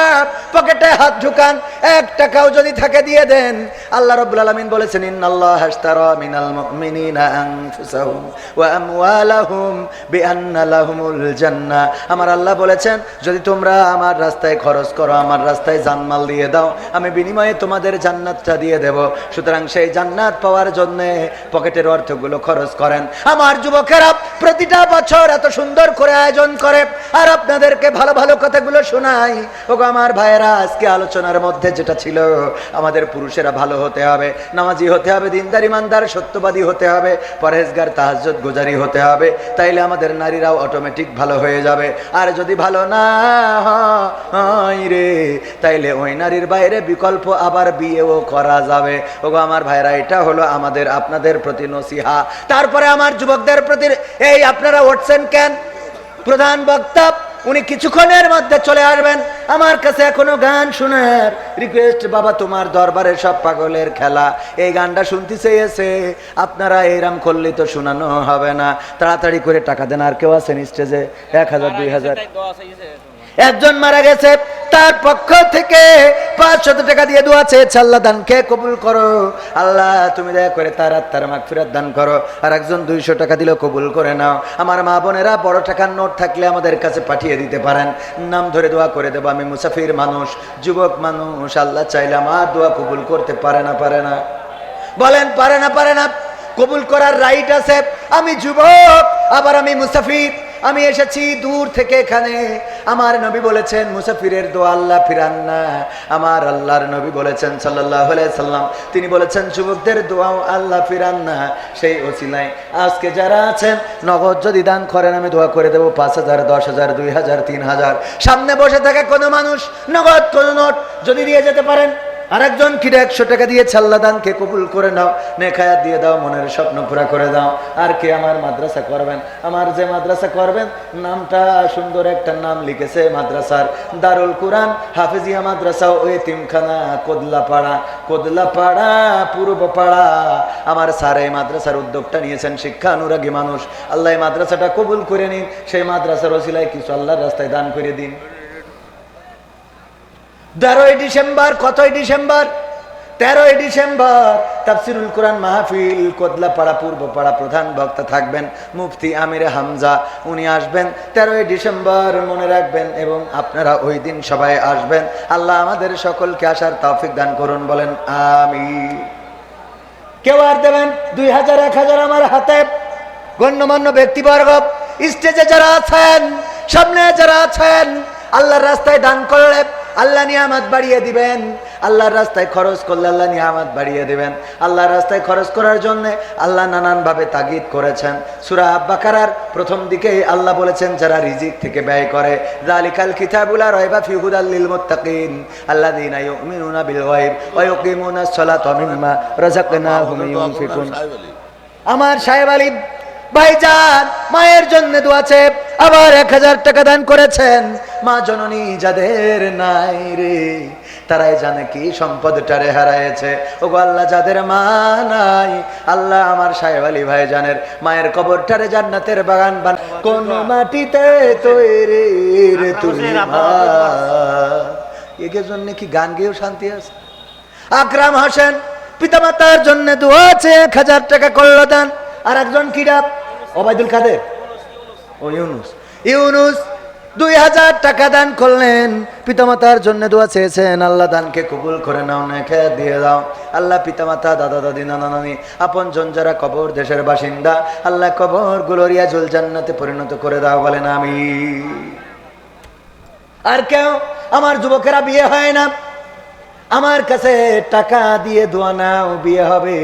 কারণ আমি সাতক্ষীরায় একজনের দোয়া করে দিলাম, বিয়ে হইল কিন্তু পরে ছাড়াছাড়ি হয়ে গেছে। বিয়ে তো হয়েছে, কি নাম জানো? ইমন পানপুরি। হ্যাঁ, আমার রিপন পানপুরি, ইমন না রিপন, রিপন পানপুরি দোয়া করেছি, বিয়ে হয়েছে, তবে এখন সংসারী। পরের বার আবার দোয়া করে দিলাম, পরে ভালো জায়গায় হয়েছে। আল্লাহ আমার দোয়ায় মাঝে মাঝে কাজ হয়, আবার মাঝে মাঝে একটু টাওয়ার পায় না। ওই বাগেরহাট থেকে দোয়া চেয়েছে, হুজুর 1000 টাকা দিলাম, হাসপাতালের নামে দোয়া করে দেন। আমি দোয়া করলাম, আল্লাহ রে, এই বাগেরহাটে যত মানুষ আছে সব রুগী বানাই দাও। ও মা হঠাৎ দাঁড়ান, এই কথাটা বলে নিতা। হঠাৎ পরের দিন দেখি আমার কাছে মেসেজ দিয়েছে, হুজুর গো কি দোয়া করে দিয়েছেন, আজকে উপরের লোক এসে, পুলিশ এসে আমাদের হাসপাতালে 1 লাখ টাকা জরিমানা করতে গেছে। তাহলে দোয়া উল্টো কাজও করে না মাঝে মাঝে। এবার বলেন কি হয়েছে, কি হয়েছে? একজন কিন্তু অনেক আগের টাকা, কারো ছবি নেই, 500 টাকা কি দাম? একজন ভাবি না, ও তা একজন চাষি 500 টাকা দিয়ে আল্লাহ দানকে কবুল করো, আর একজন 100 টাকা। আর আমি কলাম মহিলাদের ওখানে যাইতে হবে, আছে লোক আছে, ঠিক। কারণ আমার তো ভাড়া করে নিয়ে আসে, হুজুর গান গাও, হুজুর ওয়াজ করো, হুজুর কালেকশন করো, হুজুর মহিলাদের মধ্যেও কালেকশন করে নিয়ে আসো। এক কাজে কয় কাজ, এই জন্য একটু টাকাও বেশি, ওটা ক্ষতি হয় না। ও আমার ভাইয়েরা, যা মানুষ জানে না আল্লাহ সেটা জানে না। সুতরাং যেটা করি সেটা তো করি। ভাইয়েরা আমার একটা মাদ্রাসা আছে, ঠিকানা তানজিমুল কোরআন ক্যাডেট মাদ্রাসা। আমার গত বছরের ওয়াজের টাকা আর এই বছরের ওয়াজের টাকা ওখানেই যাবে। পাশাপাশি আবার নতুন করে উদ্যোগ নিয়েছি, একটা হাসপাতাল করব। আপনাদের কাছ থেকে ওয়াজের টাকা নিয়ে আর একটা হাসপাতাল করার পরে, তারপরে আর একটা মিনি মার্কেট করে, তারপরে আর টাকা নেবো না। মা বোনেরা, আপনাদের মধ্যেই আমাদের ভাই বোনেরা আছে যারা মহিলা স্বেচ্ছাসেবিকা যারা আছে, দয়া করে দান করেন আল্লাহর রাস্তায়। যদি দান করেন, মা বোনীদের কাছে আল্লাহ নবী যখন চাইতেন তখন নাকের ফুল, কানের দুল এইগুলো খুলে দিয়ে দিতেন, বলেন সুবহানাল্লাহ।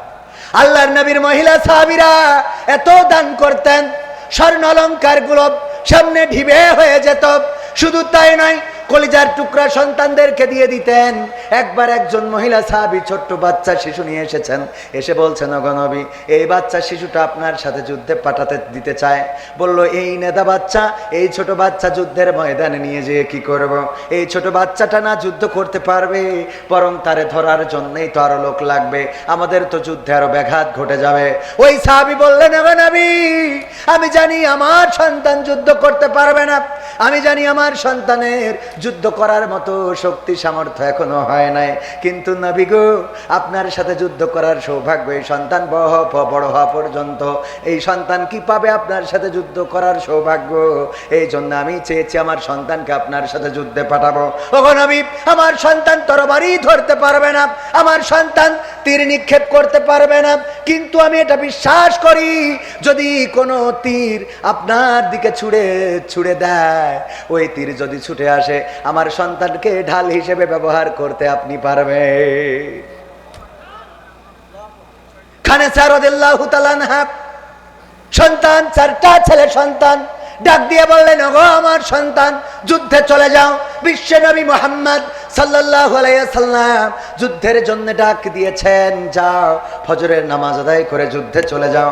চারটা সন্তানকে ডেকে দিলেন, উঠে চলে গেল যুদ্ধের ময়দানে। যুদ্ধ করতে করতে করতে করতে চারটা সন্তান শহীদ হয়ে গেল। খবর আসলো খানেছা রাদিয়াল্লাহু তাআলা আনহার কাছে, ওগো খানেছা, জানো নাকি তোমার কলিজার টুকরা চারটি সন্তান আজকে বিশ্ব নবীর সাথে যুদ্ধে গিয়ে শহীদ হয়ে গিয়েছে। খানেছা রাদিয়াল্লাহু তাআলা আনহা তাড়াতাড়ি করে দুটি হাত আল্লাহর কাছে তুলে দিলেন আর বললেন, ওগো আল্লাহ, তুমি আমার চারটা সন্তান বলে সম্পদ দিয়েছিলে, আমার সন্তান ছিল আমার সম্পদ, এই ছাড়া তো আমার সম্পদ কিছু ছিল না। ওগো আল্লাহ, আমি পরকালের ময়দানে তোমার কাছে কি আমল নিয়ে দাঁড়াবো এই চিন্তায় পেরেশান ছিলাম, সেই চিন্তা থেকে আজকে মুক্ত হয়ে গেলাম। আল্লাহ, আমার চারজন কলিজার টুকরা সন্তান যাদেরকে বুকের দুগ্ধ দিয়ে আমি মানুষ করেছি, যাদের পায়খানা প্রসাব পরিষ্কার করেছি, যাদের কষ্ট, যাদের জন্য দিন রাত পরিশ্রম করেছি, কষ্ট করেছি, সেই চারজন সন্তান আমি তোমার নবীর সাথে যুদ্ধে দিয়েছিলাম, চারজনই শহীদ হয়ে গেছে। আল্লাহ, পরকালের ময়দানে যেদিন আমার ডাক দিয়ে বলবা, ওগো খানেসা তোমার কোন আমল আছে সেই আমলের জন্য আমি তোমার জান্নাত দিতে পারি, আল্লাহ আমি তোমার কাছে বলবো, মাবুদ আমল তেমন করতে পারি না, আমার চারটা কলিজার টুকরা তোমার নবীর সাথে যুদ্ধে দিয়েছিলাম, শহীদ হয়েছে, আমি চারজন শহীদের মা, এই ওসিলায় যদি তুমি চাও তাইলে আমারে ক্ষমা করে দিতে পারো। বলেন আল্লাহু আকবার। এমন ছিল আমার বিশ্ব নবী সাল্লাল্লাহু আলাইহি সাল্লামের মহিলা সাহাবাগণ পর্দা করতেন, সন্তান স্ত্রীরা পর্দা করে চলতেন, আমার মা বোনেরা এখন পর্দা করেন। আল্লাহ বললেন, ওয়া করনা ফি বুয়ুতিকুন্না ওয়ালা তাবাররাজনা তাবাররুজাল জাহিলিয়াতিল উলা, ও নারীরা তোমরা পর্দার মধ্যে থাকো। নেটওয়ার্ক আবার চলে গেল। একজন মহিলা 500 টাকা দিয়েছে, নাম বলতে নিষেধ করেছে, আর মহিলা মেম্বার 500 টাকা দিয়েছে, আল্লাহ দানকে কবুল করে না। তারপরে কিটা দিয়েছে, আর একজন দিয়েছে 300 400 সাড়ে না 500, আল্লাহ কবুল করে না। আর এক মহিলা 1000 টাকা বাবার জন্য একটু দোয়া চাই। মাশাআল্লাহ, আল্লাহ আমাদের একজন বোন 1000 টাকা দিয়েছেন, বাবার জন্য দোয়া চেয়েছেন। মা বোনেরা জানে বাবা কি জিনিস, যেদিন বিয়ে দেয় মা হাওমাও করে কাঁদে, কিন্তু বাবা হাওমাও করে কাঁদতে পারে না, চোখের আড়ালে গিয়ে চোখের পানিটা ছেড়ে দেয়। আহারে কলিজার টুকরা, তুই যেদিন বলেছিলি ঈদের জামা লাগবে, আমার জামা না কিনে তোর জন্য ঈদের জামা কিনেছি, তুই যেদিন বলেছিলি স্কুলের ড্রেস লাগবে, আমি তোরে ড্রেসটা বানিয়ে দিয়েছি, আমি তোরে জুতাটা কিনে দিয়েছি। ওরে মা, আজকে তোরে বিয়ে দিয়ে দিলাম, পরের ঘরে চলে যাবি রে মা। বাবা যাদের আছে তারাই বোঝে বাবা কি জিনিস। মা বোনেরা বাবা যাদের আছে তারা জানে বাবা কি জিনিস। স্বামী যদি মারে বাবার কলিজাটা ফেটে যায়, বাবার কাছে ফোন করে যদি বলে, ওগো বাবা তোমার জামাই আমারে মেরে কি করে ফেলেছে, একটু দেখে যাও বাবা, বিচার করে যাও। বাবা মেয়ের সুখের জন্য এসে মেয়ের পিঠ যদি দেখে চোখের অশ্রু ফেলে, কিন্তু স্বামীটারেও কিছু বলে না, জানে স্বামীরে যদি বলি হয় তোমার মেয়ের উপরে আবার নির্যাতন করবে। গায়ে হাত দিয়ে বলে যায়, বাবা আমার মেয়ে আমি যেদিন বিয়ে দিয়েছি ওই দিনই তো কবর দিয়ে দিয়েছি, আমি তো তোমার হাতে তুলে দিয়েছি, তুমি আমার মেয়েরে যেভাবে রাখো সেটাই আমাদের সুখ, বাবা যদি পারো ওরে একটু দেখে রাখো। এইটুকু বলে বাবা চলে যায়। এই বাবা যাদের নাই তারাই বসে বাবা হারানোর যন্ত্রণা। আমি ব্যক্তিগতভাবে বাবা হারা, আরে বাবা যাদের চলে যায় তারা জানে কত বড় ছায়াটা চলে যায়, কত বড় ছায়াটা চলে যায়। বাবা রিকশার প্যাডেলে পা রেখে দিন রাত রোদে পড়ে বৃষ্টিতে ভেজে বা সন্তান বলেছে ঈদের জামা লাগবে, নিজের পরনে ছেঁড়া জামা, নিজের পায়ে ছেঁড়া জুতা, নিজের জুতাটা মুসির কাছে কালি করে, কিন্তু সন্তানের জন্য ব্র্যান্ডের জুতাটা কিনে আনে। ওগো আমার কলিজার টুকরা যুবকেরা, এই বাবার সাথে যারা খারাপ আচরণ করো, করবা না, করবা না। বাবার সাথে খারাপ আচরণ করলে এও কাল ধ্বংস হবে, পরকাল ধ্বংস হবে। বাবা তো সেই জন, কত বাবাকে দেখেছি সন্তান যখন বিদেশে যায়, আরে বুকের মধ্যে জড়িয়ে ধরে এয়ারপোর্টে ঢুকিয়ে দেয় আর বলে কলিজার টুকরা সন্তান, টাকার জন্য তোরে পর করে দিলাম। সন্তান চলে যায়, বিমানের দিকে তাকায় আর মনে করে এই বিমানটা বুঝি আমার কলিজার টুকরারে নিয়ে চলে গেছে। এই বাবা যাদের হারিয়ে গেছে তারাই জানে বাবা হারানোর কত যন্ত্রণা। বাবাকে কষ্ট দেয়া যাবে না, মাকে কষ্ট দেয়া যাবে না। আমাদের জীবন বাবার জন্য দোয়াছে, 1000 টাকা করলো দান, আল্লাহ বাড়িয়ে দাও, সম্মান নেখায়াত দিয়ে দাও, আল্লাহ মনের স্বপ্ন পুরা করে দাও, আল্লাহ তুমি দয়া করে পরকালে জান্নাতে একত্র করে দিও। বাবা হারিয়ে গেল যাদের, মা হারিয়ে গেল যাদের, পরকালে জান্নাতে একসাথে করে দিও। ওগো আমার ভাইজানেরা, ওগো আমার কলিজার টুকরারা, ওগো আমার দিনদার ইমানদারেরা, ওগো আমার মা বোনেরা, মা বাবার সাথে খারাপ আচরণ করবেন না। আমার যুবকেরা, কিশোরেরা শুনে নাও বায়েজিদ বোস্তামির কথা। গভীর রাতে ডাক দিয়ে বললেন, বাবা আমার একটু পানি খাওয়াও। কলসের কাছে যেয়ে দেখলেন পানি নাই, তাড়াতাড়ি করে কলসটা কাঁধে নিলেন, চলে গেলেন পানি পান করানোর, মাকে পানি পান করাবেন বলে ছুটে চলে গেলেন ঝরনায়, কলস ভরে আনলেন, এনে দেখেন মা ঘুমিয়ে গিয়েছে। গ্লাসে পানি ঢাললেন, তারপরে দাঁড়িয়ে গেলেন মায়ের মাথার কাছে, দাঁড়িয়ে রইলেন, মায়ের ঘুমটা ভাঙলো না। ফজরের আজান হয়ে গেল, ফজরের আজান, আসসালাতু খায়রুম মিনান নাওম। পাখির কলকে কলিতে মায়ের ঘুম ভেঙে গেল। মা তাকিয়ে দেখেন পাশে সন্তান পানির গ্লাস হাতে দাঁড়ানো। বললেন, ওগো বাবা পানির গ্লাস হাতে কেন দাঁড়িয়ে আছো আমার মাথার কাছে? সন্তান বলল, গো মা গভীর রাতে তুমি ডাক দিয়ে বলেছিলে বাবা পানি পান করবে, একটু পানি দাও। আমি কলসে দেখলাম পানি নাই, ছুটে চলে গিয়েছিলাম ঝরনায়, কলসটা ভরে এনেছি, গ্লাসে ভরেছি, মাথার কাছে দাঁড়িয়েছি। ওগো মা তোমার ঘুম তো ভাঙে নাই, এই জন্যে পানিটা খাইতে পারেন নাই, পানিটা খাইতে পারো নাই, তোমার ঘুম না ভাঙার জন্য দাঁড়িয়েছিলাম মাথার কাছে। মা বলল, বাবা তুমি তো আমারে ডাকতে পারতে, ডেকে উঠিয়ে আমার পানিটা পান করাতে পারতে। সন্তান বলল, গো মা তুমি যখন ঘুমিয়েছো তোমার এমন ঘুম আমি ভাঙাতে চাই নাই, যে ঘুম ভাঙালে তোমার কষ্ট হবে, আল্লাহ কষ্ট পেয়ে যাবে, আল্লাহ বেরাজি হয়ে যাবে, এই জন্য আমি দাঁড়িয়েছিলাম। বলল, পানিটা রেখে কেন ঘুমাও নাই? বলল, মা গো যদি আমি পানিটা রেখে ঘুমাতাম, আবার যদি তুমি উঠে বলতে বাবা পানি দাও, আর আমার উঠতে যদি দেরি হয়ে যেত, তাইলে তোমার সাথে বেয়াদবি করা হয়ে যেত। আগে পানি দিতে পারি নাই, আবারও পানি আনার পরেও যদি দিতে না পারি তাইলে বেয়াদবি হয়ে যেত, এই জন্য আমি না ঘুমাই পানিটা নিয়ে মাথার কাছে দাঁড়িয়েছিলাম। বায়েজিদ বোস্তামির মা তাড়াতাড়ি করে পানিটা নিলেন, পান করলেন, তারপরে দুটি হাত তুলে আল্লাহকে বললেন, ওগো আল্লাহ তুমি আমার বায়েজিদ বোস্তামিকে সুলতানুল আরেফিন বানিয়ে দাও। আল্লাহ রাব্বুল আলামিন বায়েজিদ বোস্তামির মায়ের দোয়া কবুল করে নিলেন। আল্লাহ রাব্বুল আলামিন বায়েজিদ বোস্তামি রাহিমাহুল্লাহকে সুলতানুল আরেফিন বানিয়ে দিয়েছেন। বলেন সুবহানাল্লাহ। মায়ের দোয়া নেওয়ার দরকার আছে না নাই? হুজুরের দোয়া নিয়ে লাভ নাই, লাভ একদম নাই এটা বলবো না। মা যদি থাকে, মায়ের দোয়া 100-তে 100। কত?